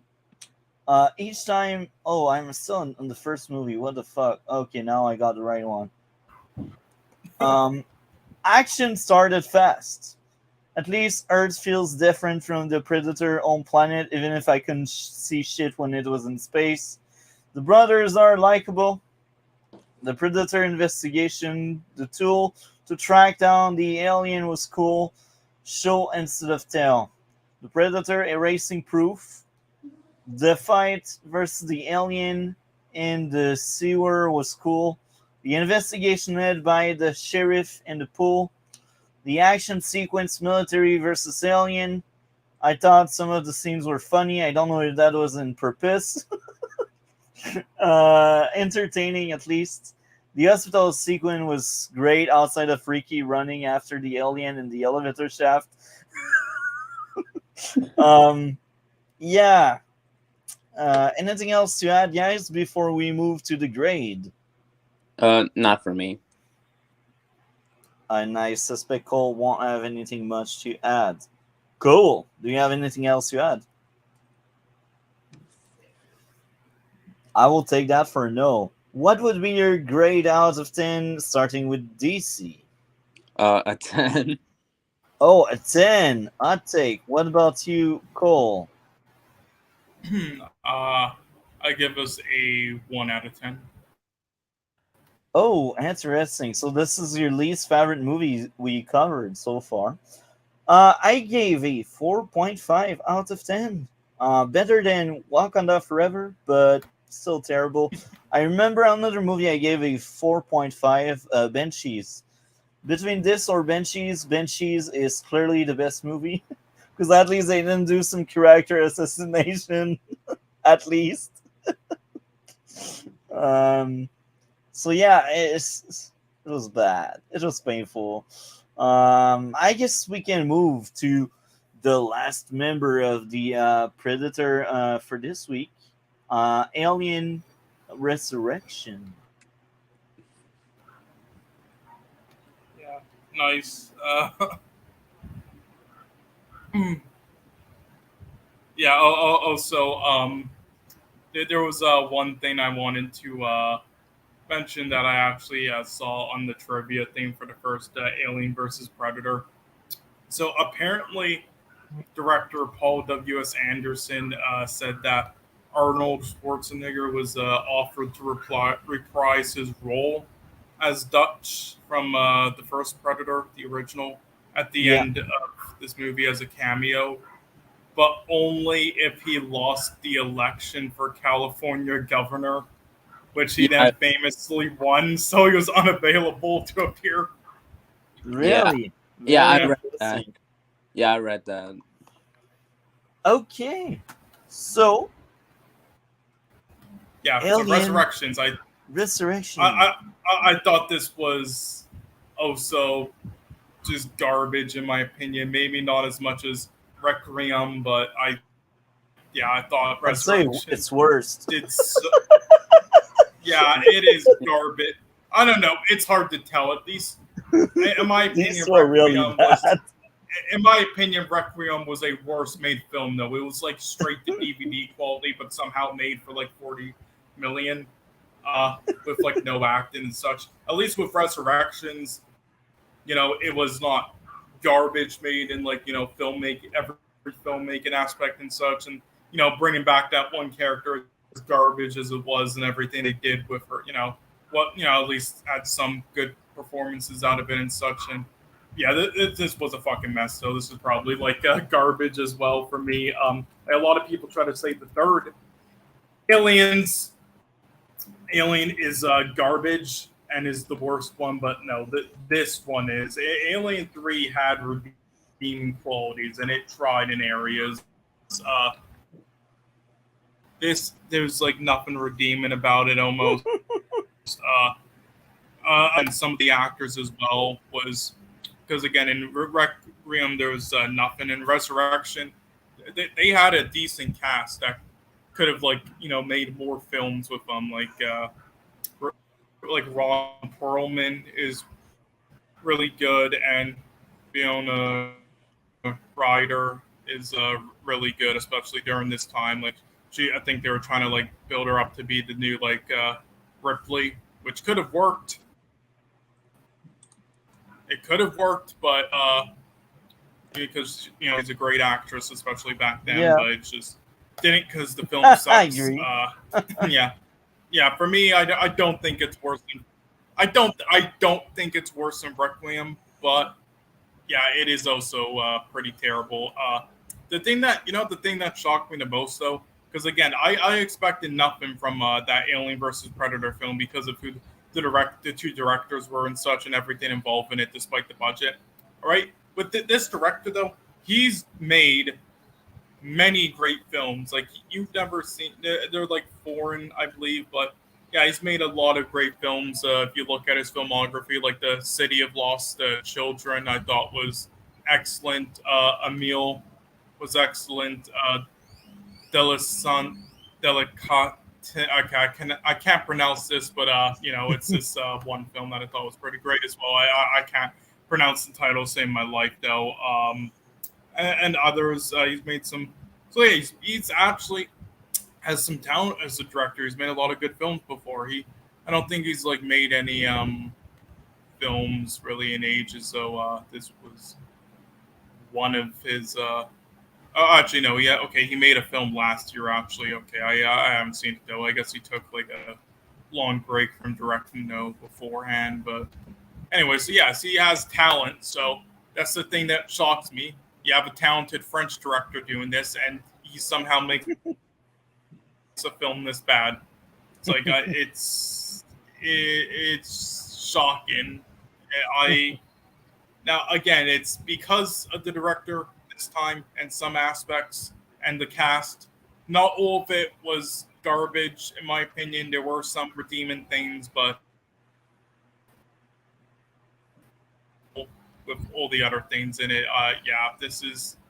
I don't know what they were going for, but yeah, I also don't understand why this is the one people tried to like defend a bit of like. I don't think you should defend either Alien 3 or this one because neither of them are good, but at least Alien 3 had more redeeming aspects to me. This was just pathetic, just sad. But yeah, anyway, you guys can go now. I guess I'll chime in if I think of anything else. All right. Yeah. Go ahead, DC. I'm curious to hear about you. I thought this film was okay, but it had a lot of issues, and I do agree with Cole. It's definitely the worst out of the four Alien movies. Um, Yeah, definitely the worst. Uh, Okay, go yeah. ahead with your All issues. right. So I think some of my issues are, I don't know why, but I'm so tired of the whole there's an android on a crew as in like a secret. I mean, it happened with the first one, it made sense. It happened with the second one, it makes sense. The third one, there wasn't, thank God. But now in the fourth one, I'm like, it's just the same. Don't The worry, same. it gets worse. Don't worry. Oh, it gets worse. Wow, impressive. They can really make it worse. Okay, Yeah. move on these. No, not film quality. I think this and Requiem is as bad as it can get. I just mean the one thing Marvel DC brought up. Don't worry, it gets worse right there, and later in the Wow, films. great. Well, that's great. That's great. It's like I'm definitely excited to see more androids instead of more unique stories. That's great. Milk has blood. Yeah, yeah. It's like, what is that like weird milk like thing? Is it like the juice or is it like? I'm Uh, sure. I'm sure it's milk because they wanted to save some money.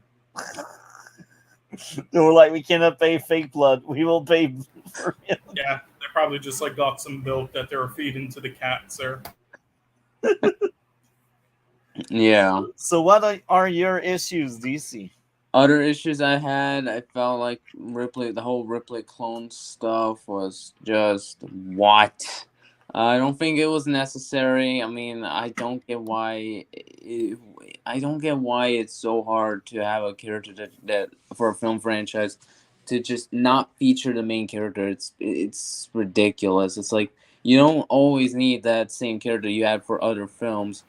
There's something called moving on Yeah, or well, again, moving. Yeah. sometimes there's a character that like hits in a lot of areas and they don't want to move on from them for certain reasons. Like when it comes to like Sigourney Weaver in this, it's because again her character was not just incredible in the first and second Alien films, and where she also got like a nominee, I believe, for Aliens. Which, by the way, I rewatched. I didn't rewatch the Aliens when we did the one review of it that one week, but I did in this same week as well. And there are some things in it that actually don't hold up very well, like the slow motion stuff in the very beginning when she was having that like nightmare in the hospital was really fucking terrible. You're right. Yeah, but Wow. I almost forgot about yeah, that. yeah. Nonetheless, though, yeah. But here's the thing: it's also because she was like one of probably like the first like type of strong female like character that actually just like didn't just like act like a female. And I said this before. The main reason why was because they originally wrote the script where there's no gender in the future. They're all just like the same gender, despite how they look. So they all just act the same. So because of that, it was pretty revolutionary there. And then also her just being amazing, like strong character. So and amazing performances there. So because of that, they don't want to move on from her in this.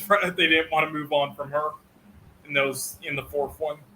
Yeah, Yeah, yeah, that's a mistake, I think. yeah. Other issues I had, I think some of the human interactions were stupid, like straight up stupid.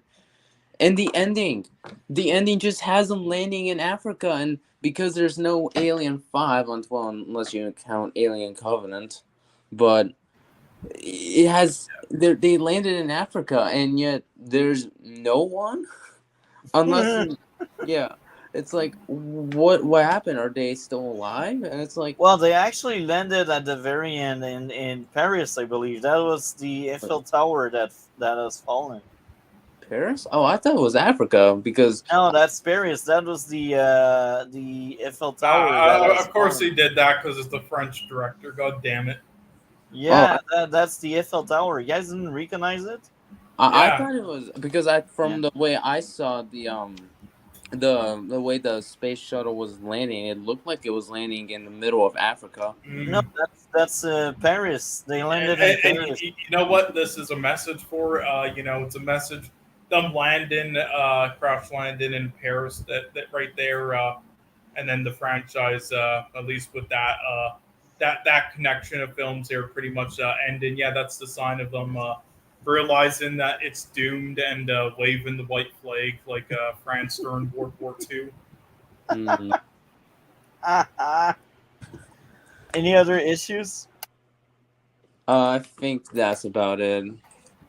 Okay. Roast it. Roast time. Let's roast it.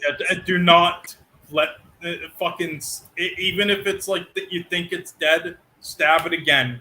Yeah, Shoot it. bro. Yeah, exactly. I still believe Wakanda Forever is worse than this shit. Really? Wakanda Forever so far is the worst movie we covered.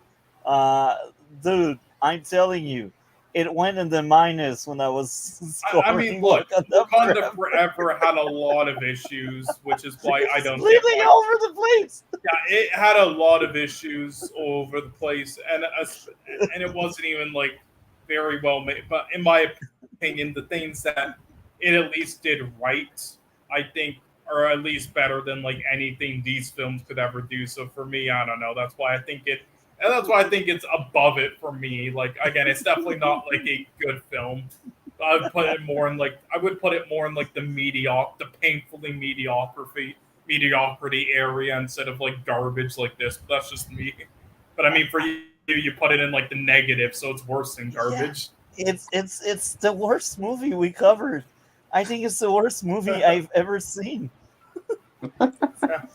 Wow. And it will be very hard to beat that. I remember the text I was writing to as notes. I remember how big my issues were and how much space they were taking, man. For something to go in the minus with me, you need to have shit ton of issues.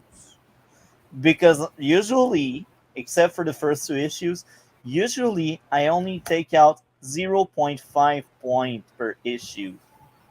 So for it to go in the minus, you need a lot because that was like minus 4.5.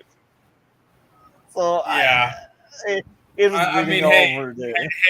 did you at least think the one thing they won an Oscar for was costume design? Do you at least think that was good? No, Really? I mean, nothing was redeemable. I thought the costume design was good. I don't know. Nothing was redeemable for I freaking mean, Black I Panther. thought it was at least creative there, like the costumes I, they came up with. I probably had like 5 or 6 likes for a 2 hour long movie. More than that. It was like 2 hour and a half. Am I right? Oh, it was like 2 hour 3 and a half. hours. 3 hours. That's even worse. Yeah, Like two and a half to three. Yeah, 2.5 to 3 hours around that. I had 6 likes in 2 hour and a half, and I had shit ton of issues. Like sometimes I Yeah. don't have that many likes, but I don't have that many issues. Did So you the like it movie more ended than up being like. She-Hulk? Actually, I'd say She-Hulk is slightly better. Yeah, because at least in like the I never 40-minute went in the minus with She-Hulk. episodes, I never went in the you can find minus. like 3 likes The lowest She-Hulk as well. got for me. You're cutting out, 3 bro. to 4 likes per episode. You're cutting I off. am. Oh shit! One sec. Now it looks better. Okay, I was just saying, like, yeah, because in She-Hulk, you at least had like a few likes per every like 40-minute episode, which is a better Yeah. ratio than like 3 hours and 6 likes. The worst episode of She-Hulk for me was a 0.5, and I didn't add points because it went in the minus. It just didn't go in the minus. But Black Panther was the first time ever something we covered went in the minus. I'm not joking. If something goes in the minus, something went wrong. Something is broken. I think nothing can beat that. I could be surprised. It could impress me someday. But I'd say Troll 2 was better. I'd say Toxic Avenger was better. I think Troll 2 almost went in the minus, but I'm not quite sure about that one. I don't even remember. I think that was the kind of movie where I barely had likes and I had a few issues. So it ended up being a terrible movie, but it didn't go into minus. It just didn't. Um, yeah, so, okay. First issue with Resurrection. The very long intro took forever. Bruh, why? This is annoying. I just want to see the movie move on. I'm done Yeah. seeing these people credit. There's the end credit for that. Do 10 minutes of end credit. I don't need to sit through it.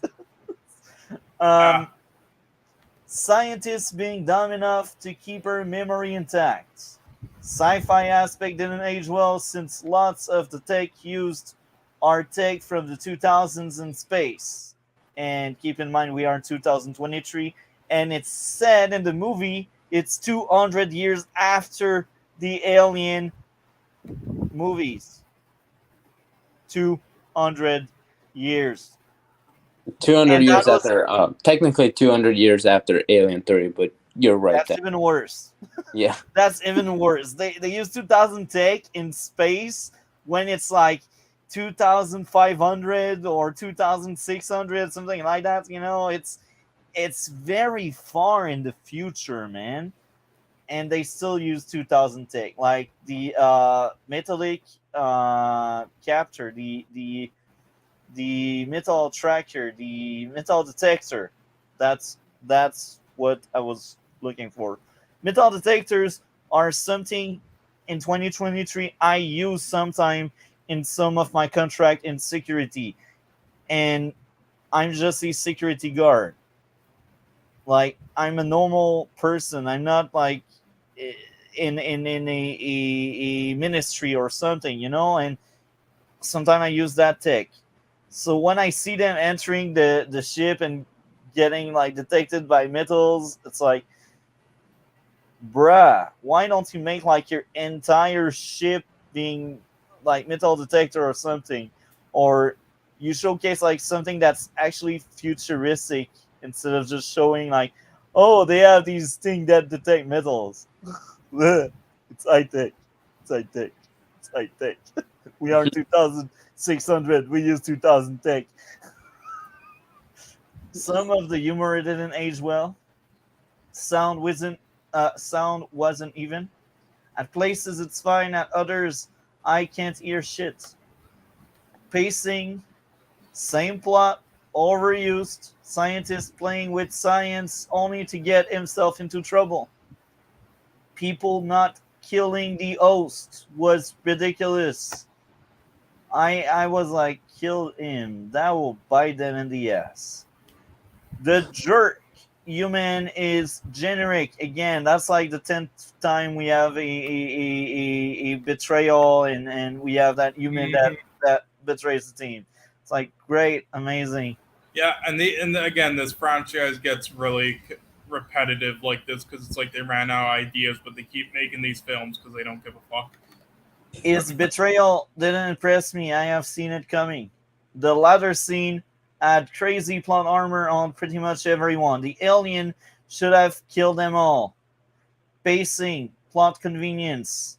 That the alien take over the guy happened when they need him to kill the trash generic villain.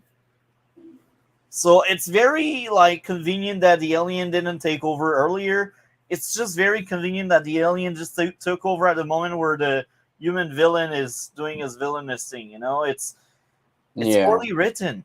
It's Yeah. it's just bunch of coincidences, and it's trash. Each time science backfire is great. This is my likes now because I think guys covered lots of ground, so I will already get into my likes. I enjoyed when science backfired.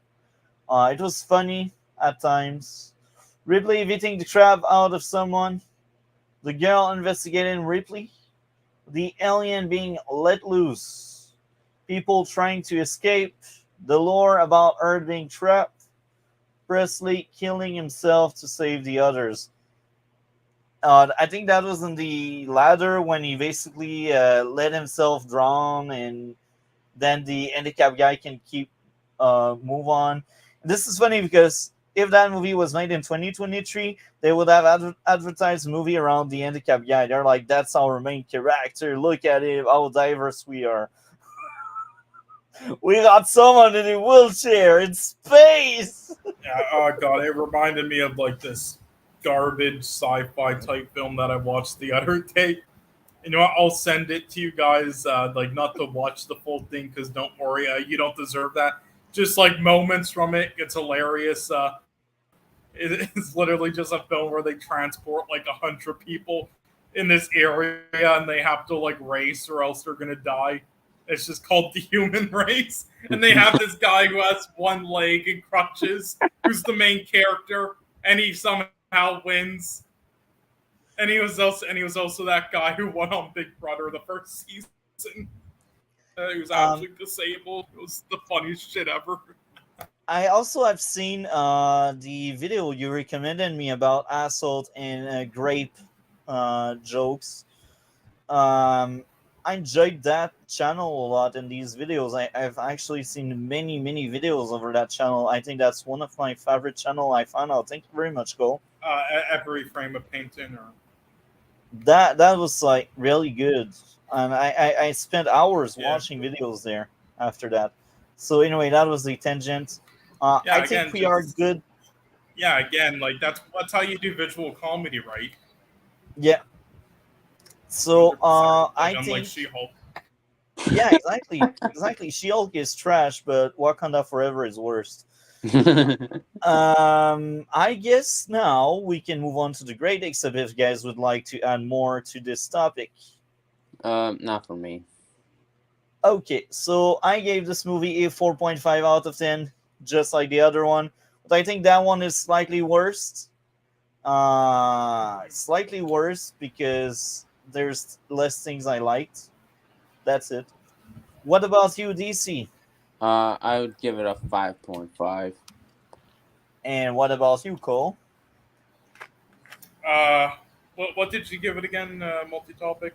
I was just curious. I didn't hear it. 4.5, just like Requiem. But I think it's I slightly see. worse than Requiem.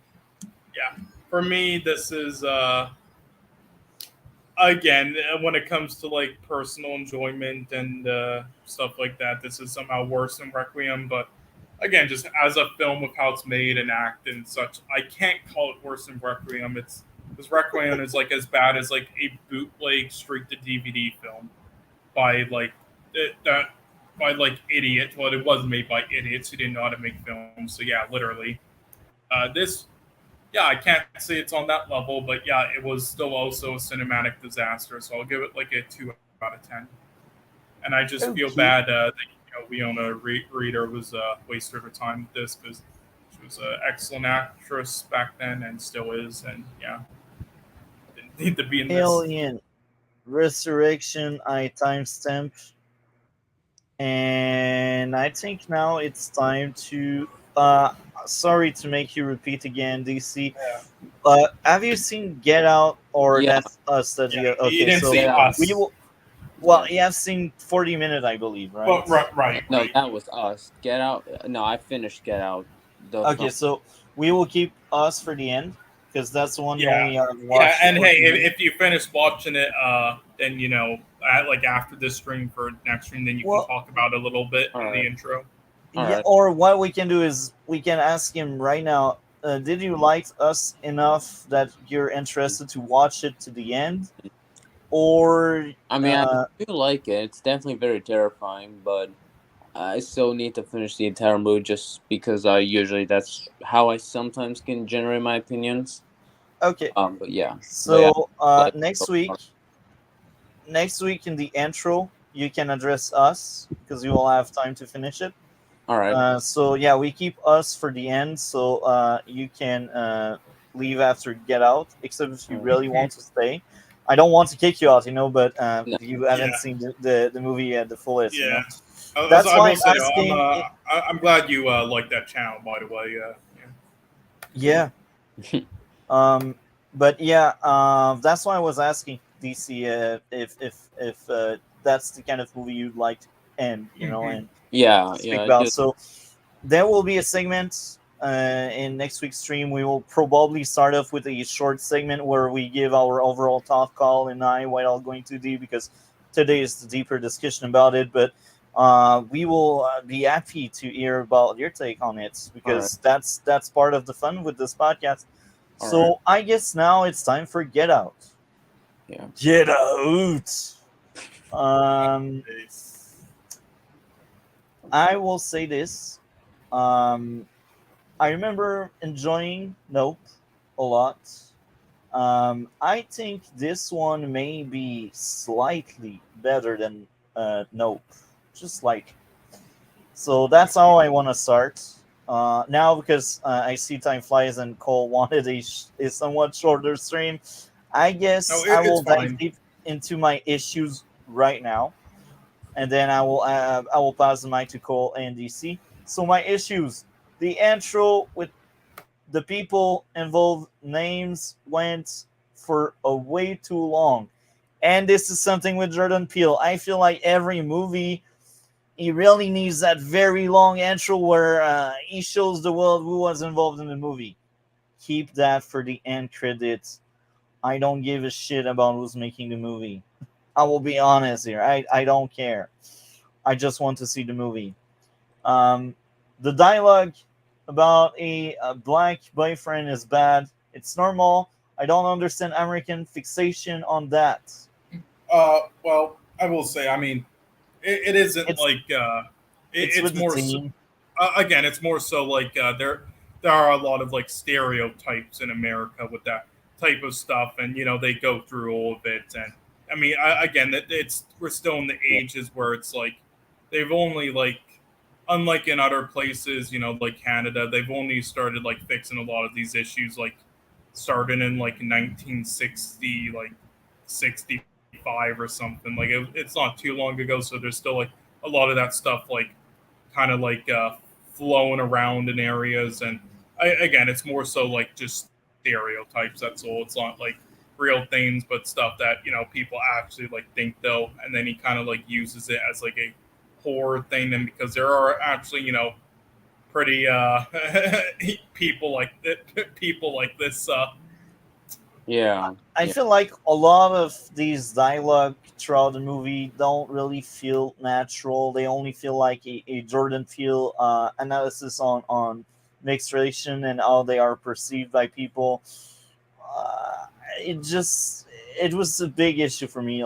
Every time like they were not, oh, you're with that guy. It's like, yes, she is, and at the end, the reveal is good because you don't really expect it, but throughout the movie it's so annoying that everyone Yeah. needs to point it Okay. out. Yeah. There's again, I don't want to interrupt you, but yeah, that's definitely one issue I yeah, have with it. I'll definitely get into it, but I did really enjoy this film. But yeah, we'll get into it. yeah, Yeah. There's another place they told in too much instead of showing.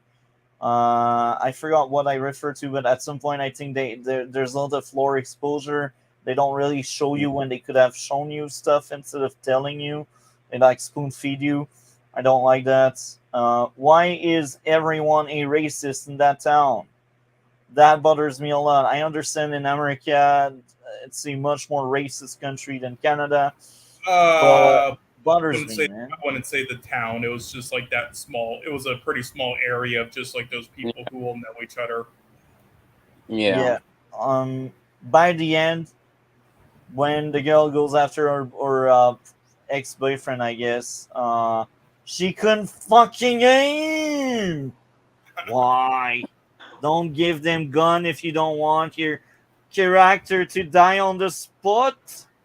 I hate that. That drives me nuts. I was also think it was partly that didn't want to like kill. Like I don't think she completely knew what went on like before, like to for him to get out and stuff like that. I think no pun intended there with the title. I think so. I don't think Yeah. she was like trying to completely kill him just on the spot there. I think it was more so just like capture him again and failed. But how do you yeah, expect to capture someone by missing him? Well, that's kind of yeah. like, well, in my defense for that, it's kind of something that some people would do. Like, they would like if say some a criminal is running and a police officer would fire, they would fire and miss on purpose, but it's really intent just to scare them, so that way they or yeah, and close to their body Yeah, they parts. fall on the ground and then they have that person sent after them. But yeah. Yeah, basically. So I can understand where you're coming from, but it's Good just point. yeah, I like yeah. your point, DC. So these are my issues. What would be your issues starting with DC? Hmm. Some issues I had were um I feel like you can kind of tell right away that there was something off with the family. Yeah, And, yeah. that was Oh yeah, obvious. they David. didn't try to hide it, you know. Yeah, which I feel like they could have done a better job at hiding it because I feel like um I feel like they could have done something or done like tricks just to make it seem like they were trying something. But yeah, that was one of my issues, and I think that's like my only issue because you know that because at that point I kind of knew that the girl would not like the girlfriend would be like, oh, it's just normal for them, or she wouldn't believe them. Believe Yeah. him. Yeah, I kind of knew it was going to turn into that dumb cliche, but luckily it actually surprised me and it didn't turn into and fell into that cliche like some movies have done. But yeah, that's in the positive. And I think that might be my only negative with Get Out. Okay. What about you, Cole? Yeah, so I'm gonna go on. This isn't to say I have like a load of issues, but I'm just gonna go on like just a little bit here. But yeah, just also to That's give you some fine if you backstory. expand, Yeah, man. That's no, because fine. again, first I just want to ask you, do you know like the history of like Jordan Peele before he started directing? I actually don't know, or maybe you told me when we Uh, covered. yeah, No, well, but it's been a well, year, so I no, forgot. I didn't actually. But yeah, basically, he got famous as like a comedian. Basically, he worked with his with it was a I'm just looking up his Keegan Michael Key, and yeah, they did a show together that was like a comedy sketch show called Key and Peele, and they got famous off of that. Were a really funny duo. And yeah, made a bunch of like films together as well. Like they made a sort of satire of it was like it was like a satire of I'll send you the link here. I posted it in the private chat of StreamYard. It's like sort of like a satire of John Wick with the dog, but with a cat instead. You know, just called that. Yeah, so yeah, they were like a duo like that. You know, made some films like that. But yeah, then he decided to try to start directing in 2017 and screenwriting. And yeah, he got he got the rights to do this film Get Out with Blumhouse, which is mainly a studio known for stuff like the Conjuring films and just a lot of like cheap, bad like jump scare horror films. Which is why now that they like randomly made this and got like a Best Picture nom for it, now on like every other fucking film they make, they say bye to creators of fucking Get Out because it's easily their best film. So at the bottom of every film they make now, they're shitty horror films. They just put from the creators of Get Out. It's pretty funny. But yeah, but anyways, yeah, he made this, and yeah, and then ever since then, now he pretty much switched his career from being like a comedic actor to now like a master of like horror and getting a lot of rights to do stuff. Like he even like produced and hosted the new Twilight Zone reboot that they tried doing. That was kind of bad though. He helped write a remake of Candyman, which was decent, good directed, not really good with the story though, and some like animated films and stuff. Yeah, so he's been doing a lot of stuff, also helping with a lot of other films. Like remember, there's this one film coming out that's like a horror film, but with like puppets, like life-size puppets, like very graphic film. Wow. Can't wait to see it. But yeah, but anyway, but with the films he's directed though, yeah. So it's these ones, and then he has a fourth one coming out in 2024, which is untitled. It's there's not really much known about it, other than yeah, there's this poster right here. I'll send you like the link to it. of like its page. It has that poster, so I mean you can look at it and see what it might be about. I don't know, but yeah, Four. I yes. can assume it's racial thing again because I feel like that's a trend with Peel. It's always about race. Well, yeah, I'll get into that a little bit, but yeah, I mean, I he look likes likes making films about his own race, I guess. I mean, there's nothing wrong about that, I suppose. Like again, Martin Scorsese, which is a filmmaker cover all of the films of later. He makes usually majority of films like about like Irish mob or Italian mob stuff because of his background. I mean, it's not. there there are two I mean, things it's I kinda recognize with Jordan Peele. One thing I actually enjoy, even when it's not as well executed, like trauma in this movie is well executed, but not in Us. I don't think in Us trauma is as well executed. But yeah.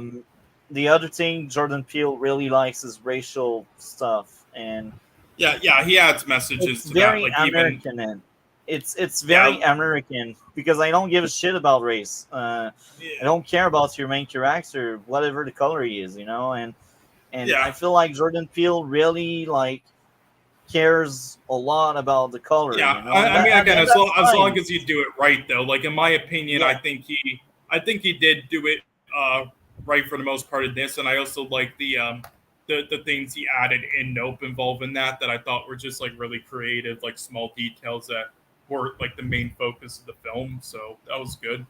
Yeah, and and that was also another reason why I kind of like Nope the best out of his film so far. That was one, but also other reasons. and you know what's funny? Like Black Lightning is a great example. Like sometimes it did address racial issues, and sometimes it worked well with the show, and others it failed, depending on who was writing the episode, basically. But overall, what was driving the show wasn't really necessarily race or race trauma. That was like always a subplot somewhere in one of the 13 episodes in the season. But with Jordan Peele, I feel like it's always like a subplot, like almost in every movie he has like that segment he needs to hit, that Yeah, target he aims for about racial stuff. And it's fine if you're able to do it properly each time, but in Get Out, that was probably the weakest link of Get well, Out. to be fair, I mean, with Get Out, the main story of the film was kind of about that, so that one's more forgivable. Like Yeah, I would say more so it was a bit of an issue in Us, but Us it has there's different stuff to get into when it comes to that instead of that. But yeah. Anyway, though, but yeah, so Get Out was his first film, and then yeah, it shocked everybody. It got 6 nominees at the Oscars, including I believe like possibly I think he got like best director, best screenplay. It got best actor. It got best picture, other things, and yeah, it shocked a lot of people, especially that reception because usually horror films get snubbed. And then he won for best screenplay, which I didn't really agree with though because I thought the screenplay was kind of the weakest out of the 5, and I don't think it was the strongest. But oh well. But yeah, so I got a lot of praise, you could say. Like even today, a lot of people think it was like the best film of 2017. Looking back on it, a lot of people it's like say it's a masterpiece. I really think people are kind of overrating it though. Like yeah. like because there's definitely like some things he definitely could have well a lot of things he definitely could have done better in it, but also especially in 2017 because in my opinion 2017 was such a stacked year. It had tons of things like Blade Runner 2049, Yeah. Baby Driver, Dunkirk, The Shape of Water, The Florida Project, Three Billboards, Phantom Thread, and so Logan, and so on. There's many things I could go through, like but it Yeah. has dozens and dozens of amazing films. So I don't really see why Get Out is the one people chose as like the best. But oh well. But anyway, and look, this one I did think was yeah, was an excellent film. But yeah, there are a lot of weaknesses I have with it though because and this is the one thing that I have with one issue I kind of have with Jordan Peele. It's that it seems like in each of his 3 entries, he had weaknesses in the films, but for different reasons. Now, for Get Out, with it being his first feature-length film, his weaknesses were, yeah, he definitely didn't do as much showing and telling as he could Yeah. have. Like visually, he definitely it was, and there's definitely a lot of missed opportunities with like not having horror tropes in it, like loud music playing when like a random character's running towards the main character outside, because he's it's his first film, so he's not really doesn't know all that stuff yet. And then there's some writing things, as you said before, some of the writing I feel like could have been less just like out there. There could have been more subtle writing in areas with a lot of messages. There were some side performances a little, and mainly that was good though. There was and yeah, it was kind of predictable what was going on, but that was also a bit of the point though. I don't think it was trying to be like unpredictable as heck for most of it, but I do think it would have been elevated if it was though, which was one thing he didn't do a great job at. Also, yeah, there's just quite a handful of things that, again, it's not, I wouldn't say they were like bad things. It's just there are a lot of weaknesses in this film to me that strengths that kind of bring this film down to me, which makes me. You sound robots. Yeah. And, Robot Cole. Maybe quit and come back. Is that better?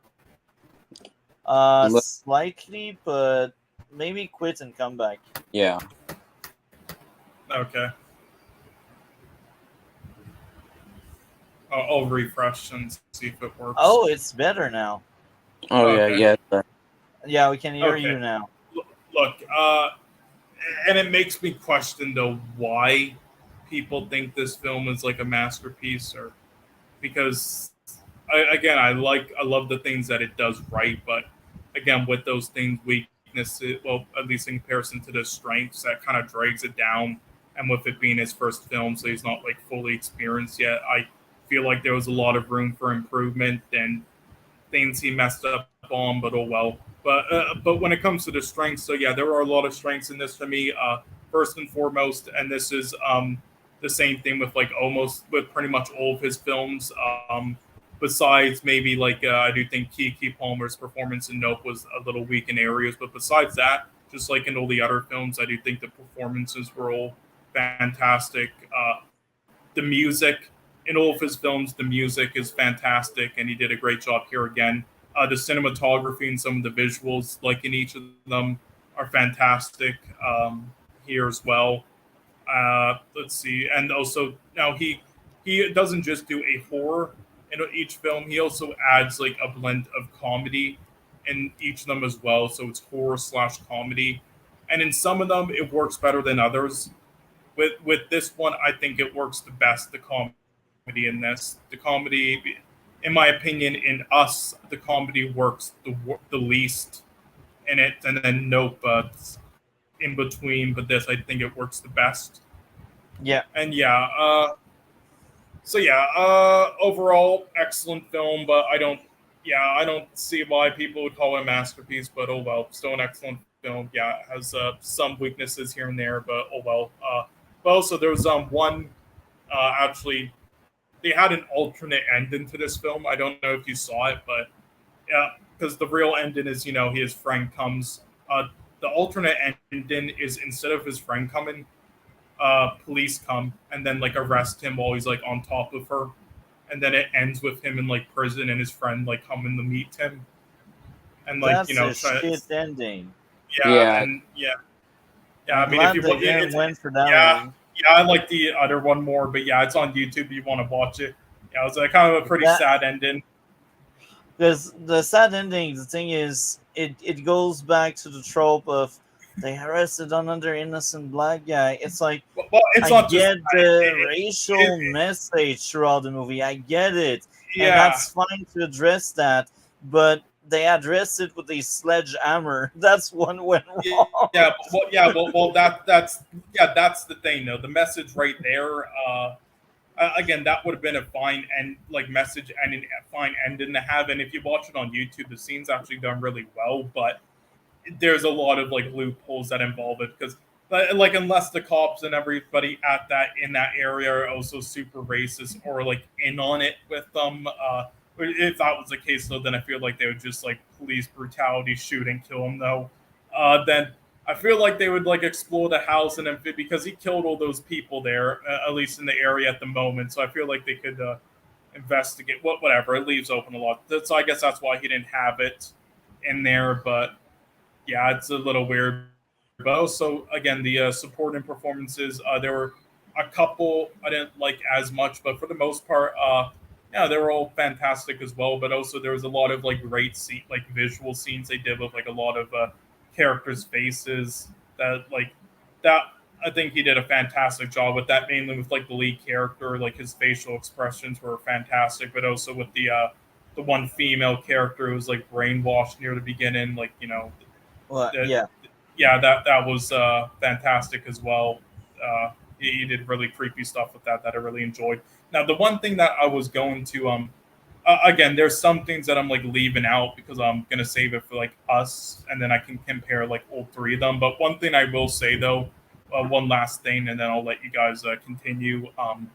Is that I do think that while he has while Jordan Peele has fantastic ideas for all of his films and fantastic horror ideas and everything, I do think he might be better with different genres because I do think some of these things might be better in stuff like that's non-horror or non-comedy. I do think like maybe if he tried his hands at just like a regular Drama. drama Yeah. drama thriller like Prisoners, then he would do a better job.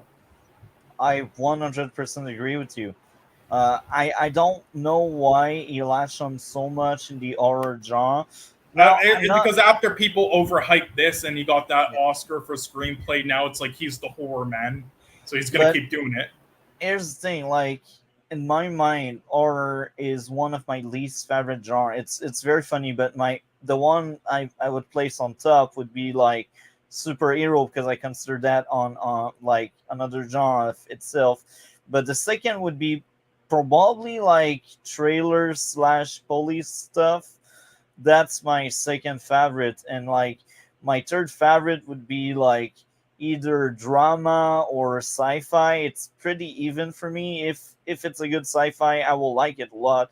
If it's a good drama, I will like it a lot, and then I would go to comedy, and after comedy I go to horror. Horror is like among my least favorite genre, like the worst. I don't want to watch. Like it's really like love movies. They are trash. They're like the worst thing ever made. They are really there to please girls, and they're all cliche tropes. They're all kind of really awful. Like, what's hilarious is like we covered the Curious Case of Benjamin Button, and I felt like it was one of the movies we covered that was the closest thing to a romance type, and that's probably like one of the reasons why that movie turned me off so much. Um, but yeah, I feel like Jordan Peele should be making drama instead of horror. I'm not the biggest fan of horror, but when horror is done right, it's done right. I think Yeah, Jordan Peele horror is fine. and again, Uh, I love his premises and ideas. I just think him as a filmmaker would be better with stuff like more in the style of like Prisoners. I feel yeah, I like. agree with you. I'm fully on board with you. So, do you have anything else to add before we move on to DC because the haven't Yeah, spoke that's yet? about it. Everything else I think I'm gonna say for us. But yeah. Okay, DC, All right, that's so your floor now. things I enjoyed. That I enjoyed the ending where it was actually his friend. Because I first thought it's a cop. He's gonna arrest him. I wouldn't like the ending because at that point it would just mean the bad guys won, and even then I'm glad that it was the original one. But yeah. Uh, Another some positives was I personally did not see the reveal that the girlfriend was actually one of them, and I enjoyed some of the themes this film handled, like whether it was hypnosis or any of that stuff. I enjoyed that, and I enjoyed how you can basically feel like, or already feel like that with the fact that the mom hypnosed him at night, and then you see all these other black guys, and you're like, why if why does it feel like they're all been hypnosis and all that, which I enjoyed. I enjoyed the suspense. I enjoyed the theater. As for the racial stuff, I mean, I personally didn't really see it nearly as much, but it's probably because of how suspenseful the entire film was. And even then, there was many moments, especially with that black lady who was like the waiter and clean stuff, who basically would just pour out some beer and gave there was the one who gave some beer or drinks to when they were having like that dinner outside. She generally gave me like frightened me at certain points and made me jump because I was like, holy Oh yeah, yeah, yeah, especially in like the one room when she went up there, like, and holy fucking, he like spoke to her. That again, yeah, fantastic yeah, work there, and we also see it in us. Like yeah. it's So, did you had any issues? The only issue I have is I feel like you could kind of tell that um the fam that there was something off with the family from the beginning, Yeah, just straight from the beginning. I think that was like my only issue. Apart from that, everything else was really really good. yeah. Anything else you'd like to share before Mm. I give my thoughts? Not for me. So I got a lot of good things to say. Even if I got my issues with the movie, I think it was a very enjoyable movie. The music was fine. The meeting with all of the people that work on the house was creepy, and I liked it. The girlfriend mother was likable, and she was mysterious, and the boyfriend was very likable. I enjoy him, and he was very grounded. I think that's the same actor that played the main character in Nope, right? It feels like Jordan Peele always casts the same people. yeah, I cast some of the same people. Mainly, yeah, he cast Daniel Kaluuya in this and Nope now. Yeah, Yeah. I thought his character in Nope was slightly better, but the one in this movie was more grounded than the other one. Um, He did get an Oscar nominee for this one, and not for Nope though. yeah. Uh, the girlfriend is also another likable character until the reveal, and then even after the reveal, you're like, "That's a crazy villain. I like that Yeah. crazy villain." Um, the sounds are pretty good.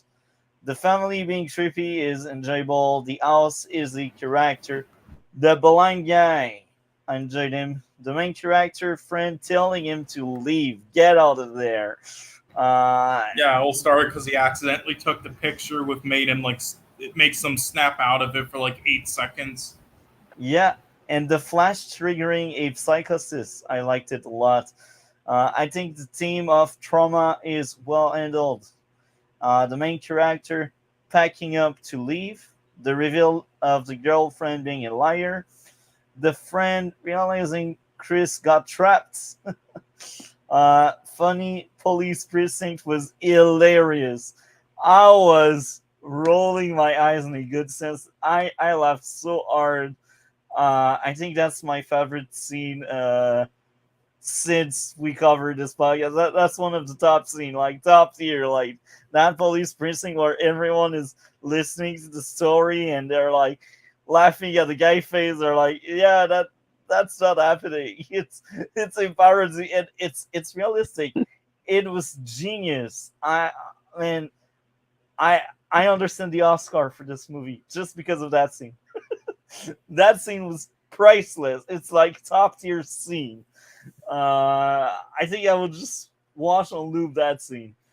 Um, the explanation on the hypnosis was great.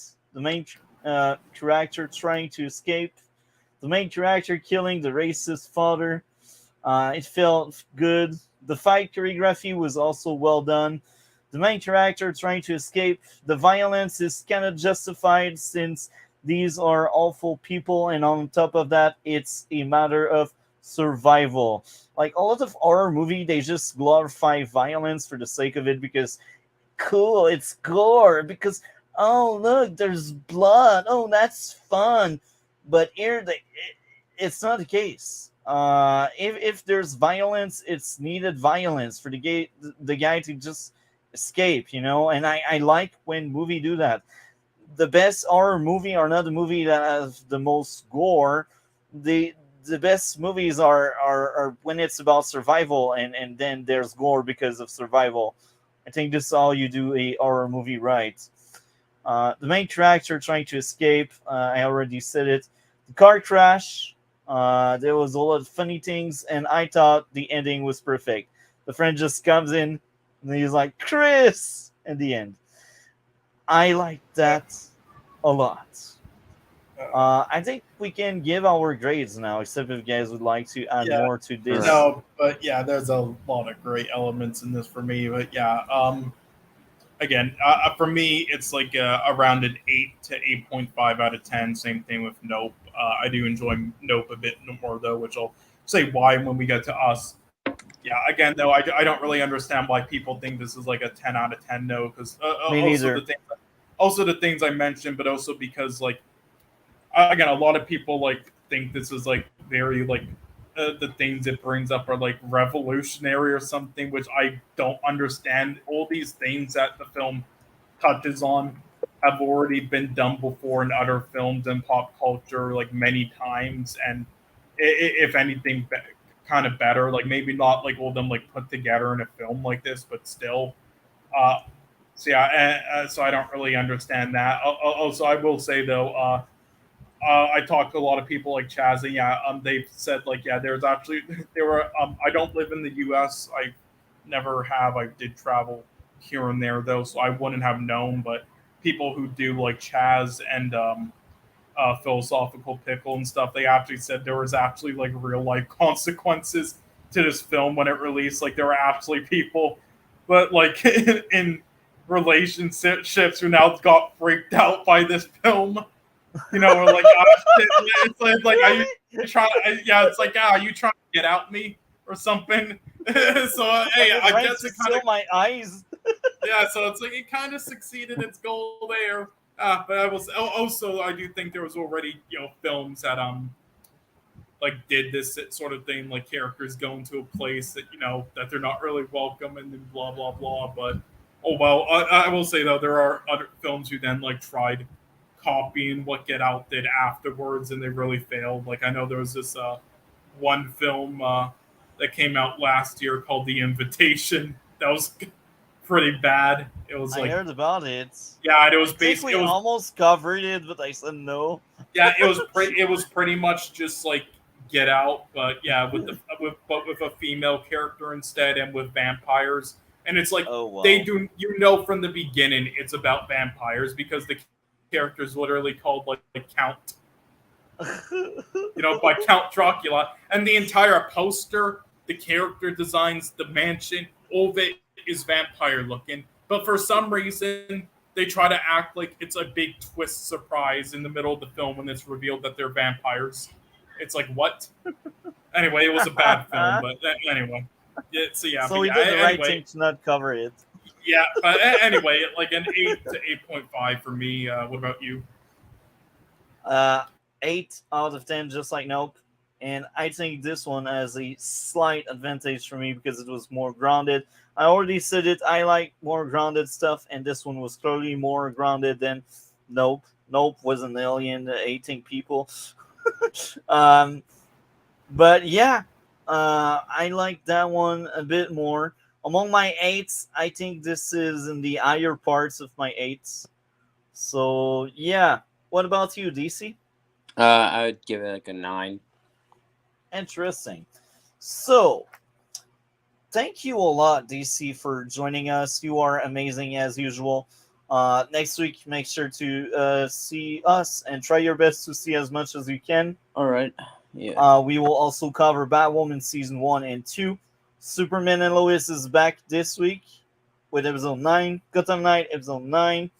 And the Flash series finale. So, yeah, we will cover all of that next week. Right. So anything you'd like to plug or share, DC? No, not for me. So thank you very much, man. As usual, you're amazing. I like your takes because Yeah. they're different, and we don't sound like an echo chamber because you're there. And most of the time, sometimes you're on board with us, but other time you're not. And sometimes I'm the one that is kind of different, you know. And that's I think that's the charm. I repeat that all the time because I want to keep it real and honest. That's how we do it. Yeah. If we always uh, agree on everything, it's fine, but then you sound like an echo chamber, and I Yeah. don't want that. Anyway, man, have a good night and take care of yourself, DC. Yeah. Same. You too. Bye. Bye. So, us. Oh my. Right. It could be So here's the worse. thing. Now, listen, I actually enjoy this film overall, but yeah, there's a. So here's the thing. Let me. So I'm gonna go back to his filmography here, but basically, so yeah, we said all that about Get Out.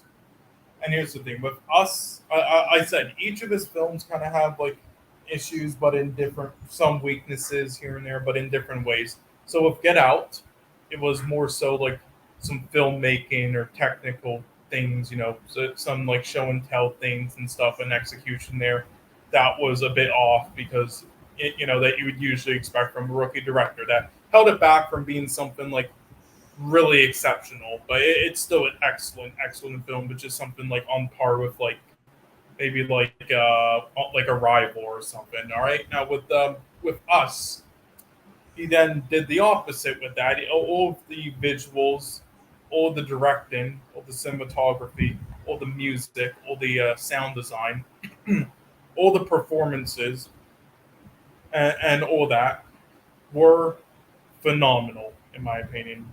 Yeah, All that was phenomenal, and uh, and the premise of this is gold. It's a type of premise and type of horror aspect with this type of thing that I wanted to see in many films done. And this went with one of the lesser ones, in my opinion. I think it could have done one of the lesser creepy things, but it's still exceptional because it's that good gold of like an idea, with like the setup and such.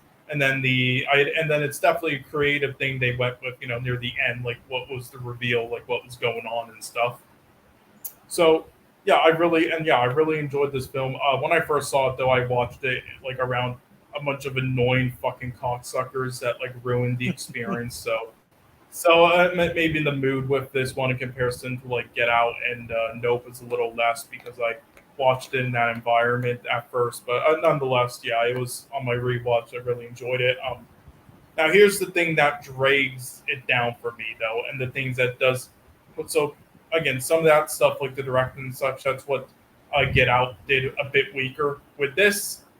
So what us did weaker and what drags it down though, despite all those things I mentioned, is number one the comedy and it mixed with the horror.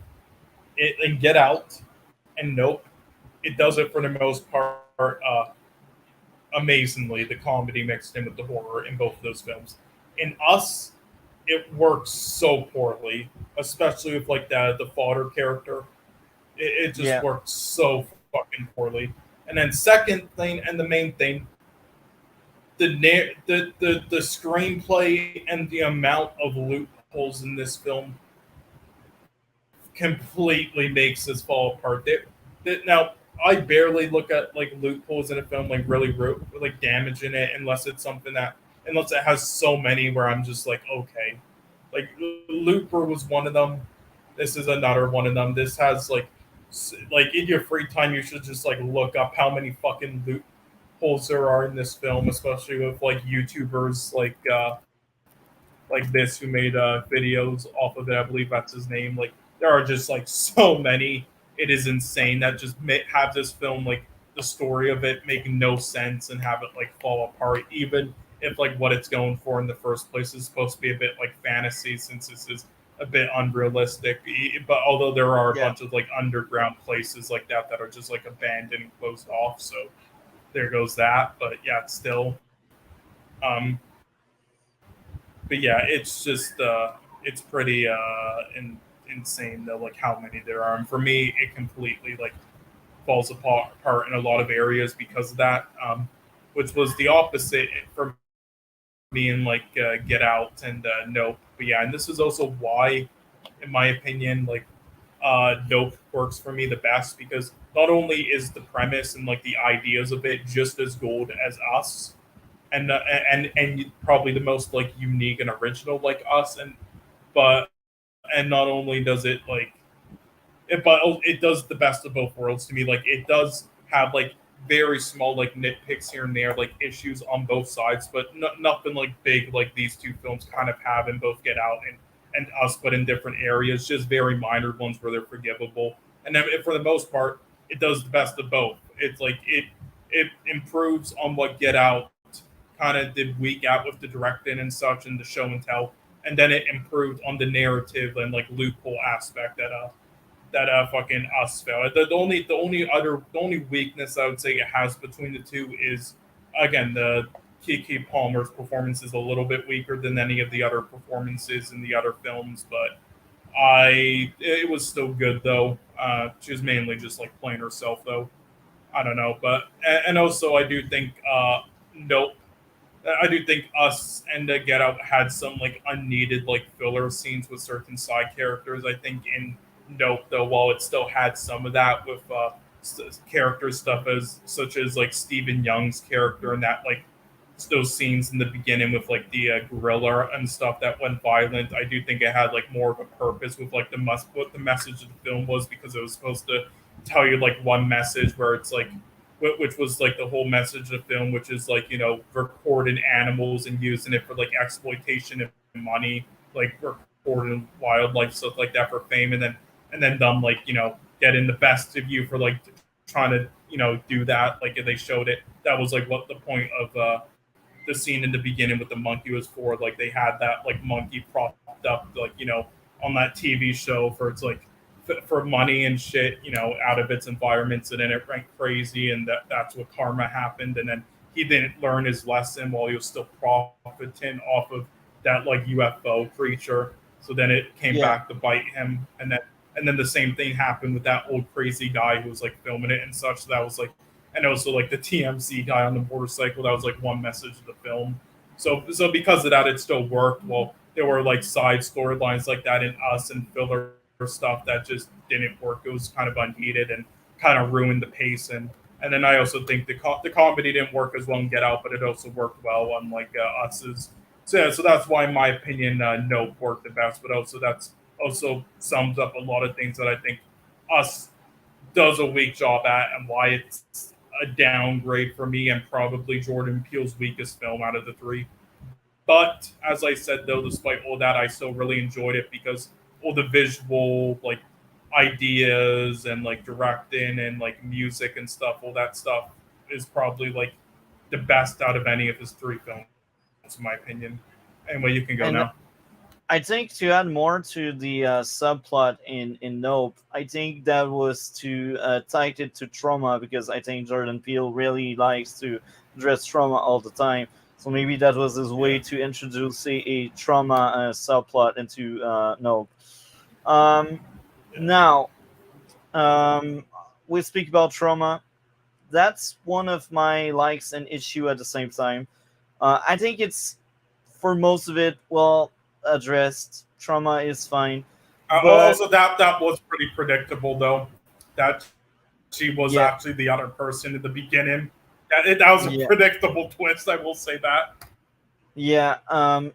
I think the the issue I had with trauma there is the fact that um, the husband didn't take that thing seriously, and that kind of bothered me. Like I understand some people reacted that way, like when someone comes up to you with a story you didn't expect, and they make laugh of it, but they shouldn't.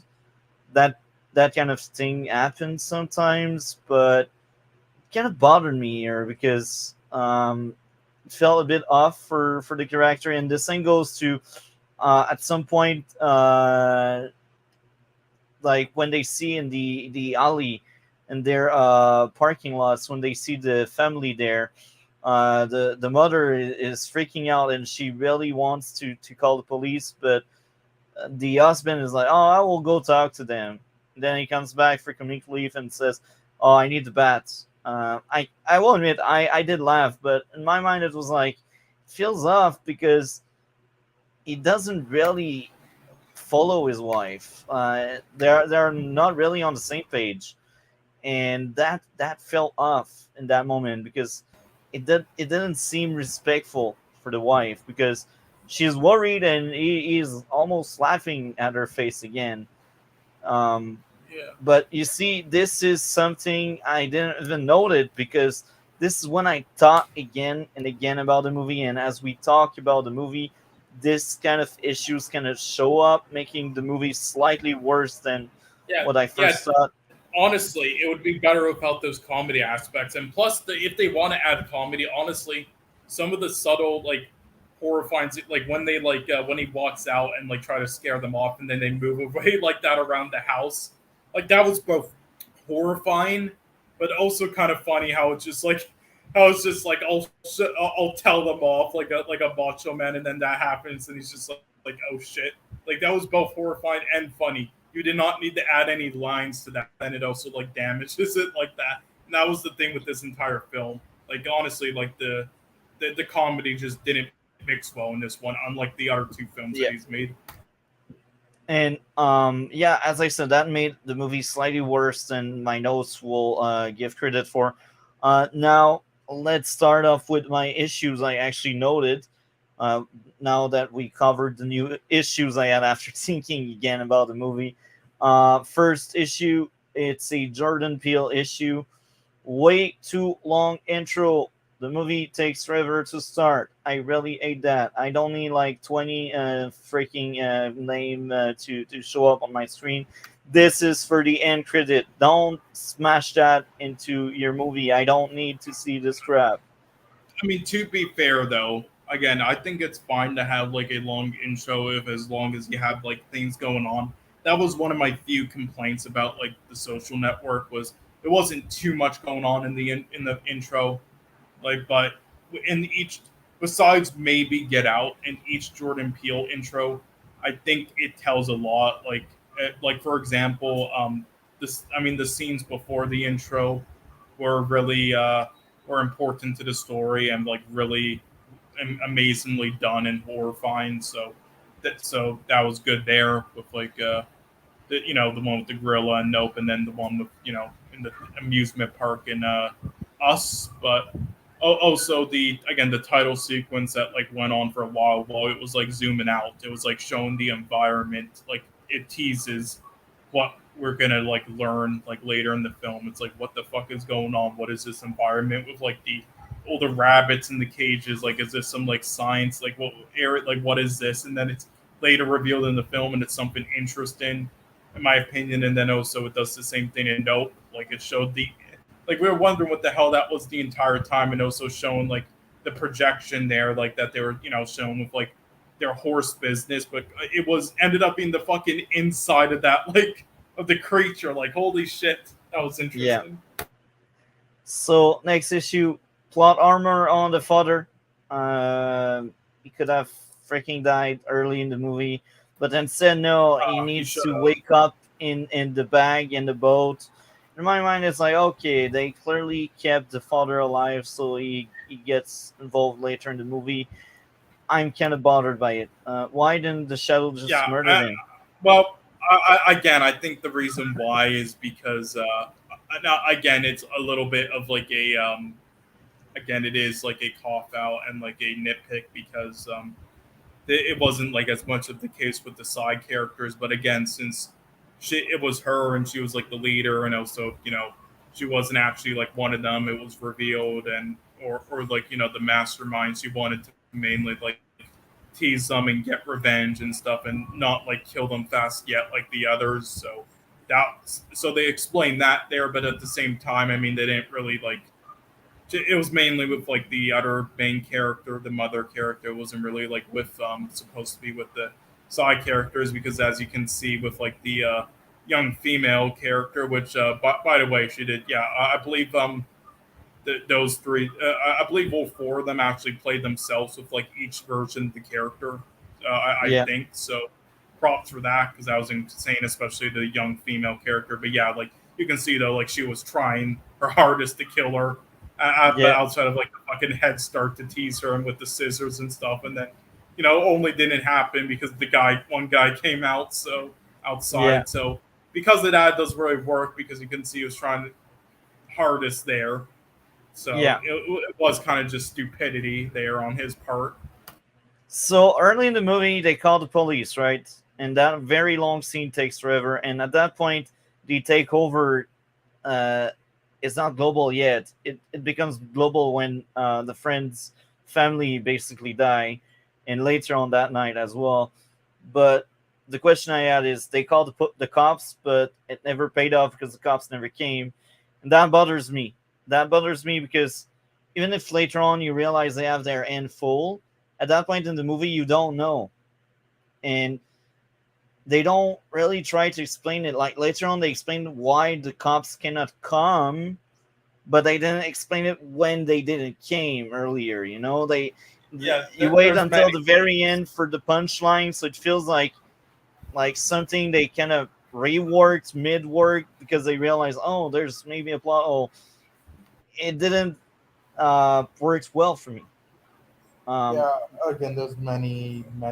Again, there are so many plot holes to this film that I didn't bother writing any down because I got so annoyed with how many plot holes there are in this film. But again, in your free time, if you want to, just like look them all up because it is insane. But like again, they didn't. Another thing is like, yeah, there's the military that exists. Like there would be something involved in that, but nope. yeah, It's just it's all really stupid. It's just, but also again, well, when it comes to like this and Nope, though, it's like a lot of people. Again, there's a lot of like plot conveniences and like plot holes that in both of those films, though, still, but not as yeah, much as Nope, but still. But people justify it by saying it's part of the message. Like for example, they got one old guy in Nope just like running out with like the camera and killing himself, with which caused all that in the climax. It's like that was part of it because he was like so obsessed with like the thing, and that was part of the message with like recording it for exploitation and stuff and money and profit and got greedy, didn't want to see anybody else seeing it and stuff like that. It's like sure, but I'm sorry. There's ways you can do that stuff and those scenes and those messages without then you also using it as like a plot convenience. It just sounds like a cop out to me. You can do both. All right, and yeah. that's what I think a lot of people who like defend those issues in this and Nope don't really understand. It's like you can do both. It's like just because it's part of the message of the film doesn't mean it isn't a plot convenience still. It's like you can make it both things. Yeah, one creative way to fix that plot hole is you want the message to get through. Perfect. I got a response for you for once. Um, After the phone call, you pause on the tension and the whole stress situation the family is in, and you go at the police precinct, and they get to see, oh yeah, that must be a prank or a joke. So now you see why the police never come. They don't believe that's a thing, and then the message would go through.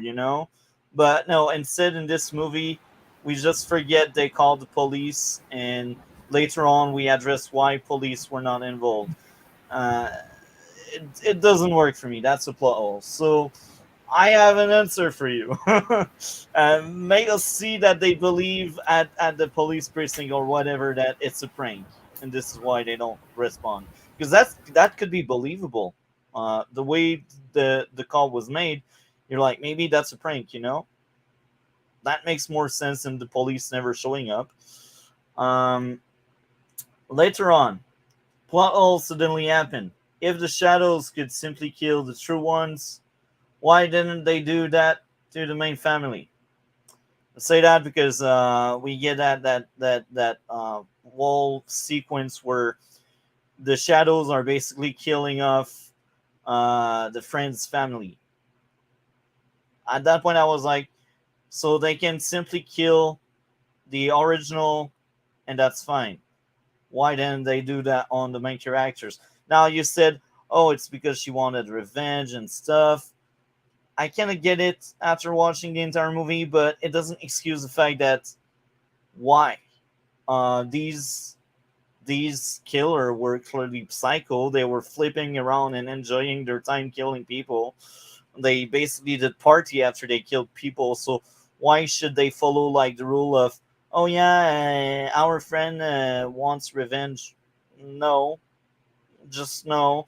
And later on that movie, there's another occasion where one of the psycho could have killed the mother, but she stops herself. Like in my mind, it's some kind of character assassination because there's no true growth. That's the same cycle that just decides to not kill. There's no character arc there, and I'm like, yeah, that's plot armor. Um, Mother was protected by crazy plot armor. Um, so yeah, these are mainly my issues. Uh, it was a bit rough. It was a bit rough. So let's go over the likes. I think you covered a lot of ground, but is there any likes you'd like to add?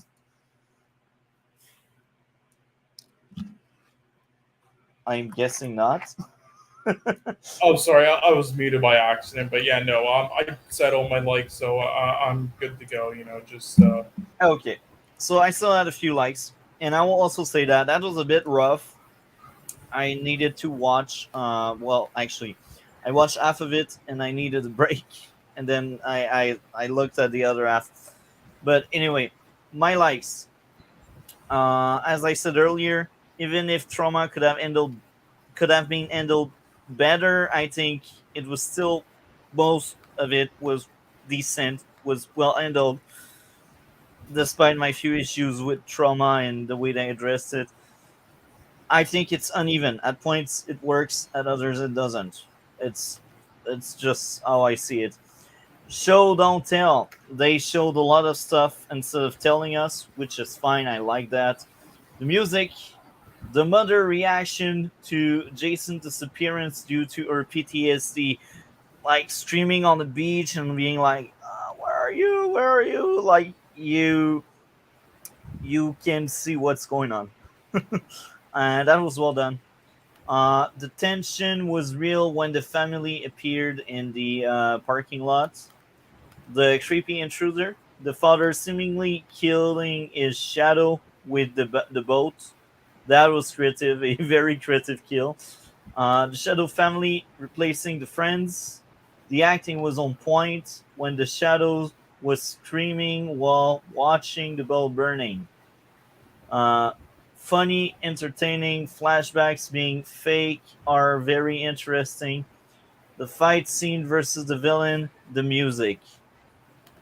This is my likes. There's a lot of things I didn't really care about. And when I think about it, um, I don't understand why the doppelganger of the son decided to kill himself. So maybe that's another plot hole there. They didn't really explain how what kind of link they have. Why would the son move backward and the other one would do the same and the other one would want to die on the fire? I don't get it. Maybe that was just a visual effect to save people around. I don't know. I just don't know. Do you have any explanation on that, or that's a fair issue? could you repeat it? How are they linked? What I mean is, both Sun apparently were linked because at some point, both Sun they basically move backward, and one just commits suicide in the fire. Um, Uh, I how do I fucking say it? that was by the end of the movie, just before the wall reveal. Yeah, I'm trying to. I don't actually quite know how it works. So that's another plot hole. I just found out another plot hole after thinking about the movie a bit more. So the more I think about this movie, the worse the movie becomes. I think it's fair to go to the gray now. I don't have much more to say. Um, I think I would give a 6 out of 10. At first, that was a 7.5, but I brought more issues after thinking about the movie. So it's too generous. 7.5 is too generous. I end up giving a 6. That's a 6 out of 10 for me. What about you? Again, so really enjoyed this. To me, it's around like a 7 to 7.5 out of 10, which for my rating system is great. I still think Yeah. it's a great film, but it is a really, really, really fucking flawed film, and it sadly holds back all the because there are some masterful elements of this in this, and I'm shocked that this got no Oscar nominations in those and stuff like the musical score and the cinematography and such, and even like the lead actress performance. I'm kind of shocked. Yeah. I think the acting was on point. That's one of the strengths. Anyway, man, I had a blast another week. I think we move on to the outro aspect. Is there anything else you'd like to share, plug, or anything? Anything to plug? No, not at the moment. But yeah, again, we have that one next week. Do you know? Yeah, right. We're doing the Tier Evil list Dead for the films movie. at that, and I believe we're doing the Evil Dead films next, and then after that, sometime we're going to be also doing the one TV show, I believe, Ash versus Evil Dead, but we're not going to be doing it right away after we do the Evil Dead films because with the along with like the Predator and Alien and like Blade Runner, that type of like universe films we're doing. There's also a again that TV show I mentioned. There's a TV show a part of it that's only one season, 14 episodes. And so yeah, I feel like it wouldn't be too good though to add both of those in there, like two fucking TV shows in there with like Perfect. and that 14 episodes each. So I'll hold off of the one thing first, but the other thing, yeah, You know what's hilarious? We tried to speed up things. We did because some of the topic we lasted 20 minutes on them instead of half an hour. We still ended up making it stream as long as usual.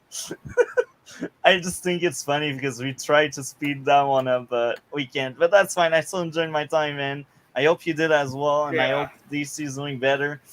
Man, you're amazing. You guys are amazing. Your dedication is really yeah. Thanks. something of value for me, and Yeah, this I is will say why. though, if it interests you, definitely look up the amount of loopholes that film has in your free time because it's fucking insane.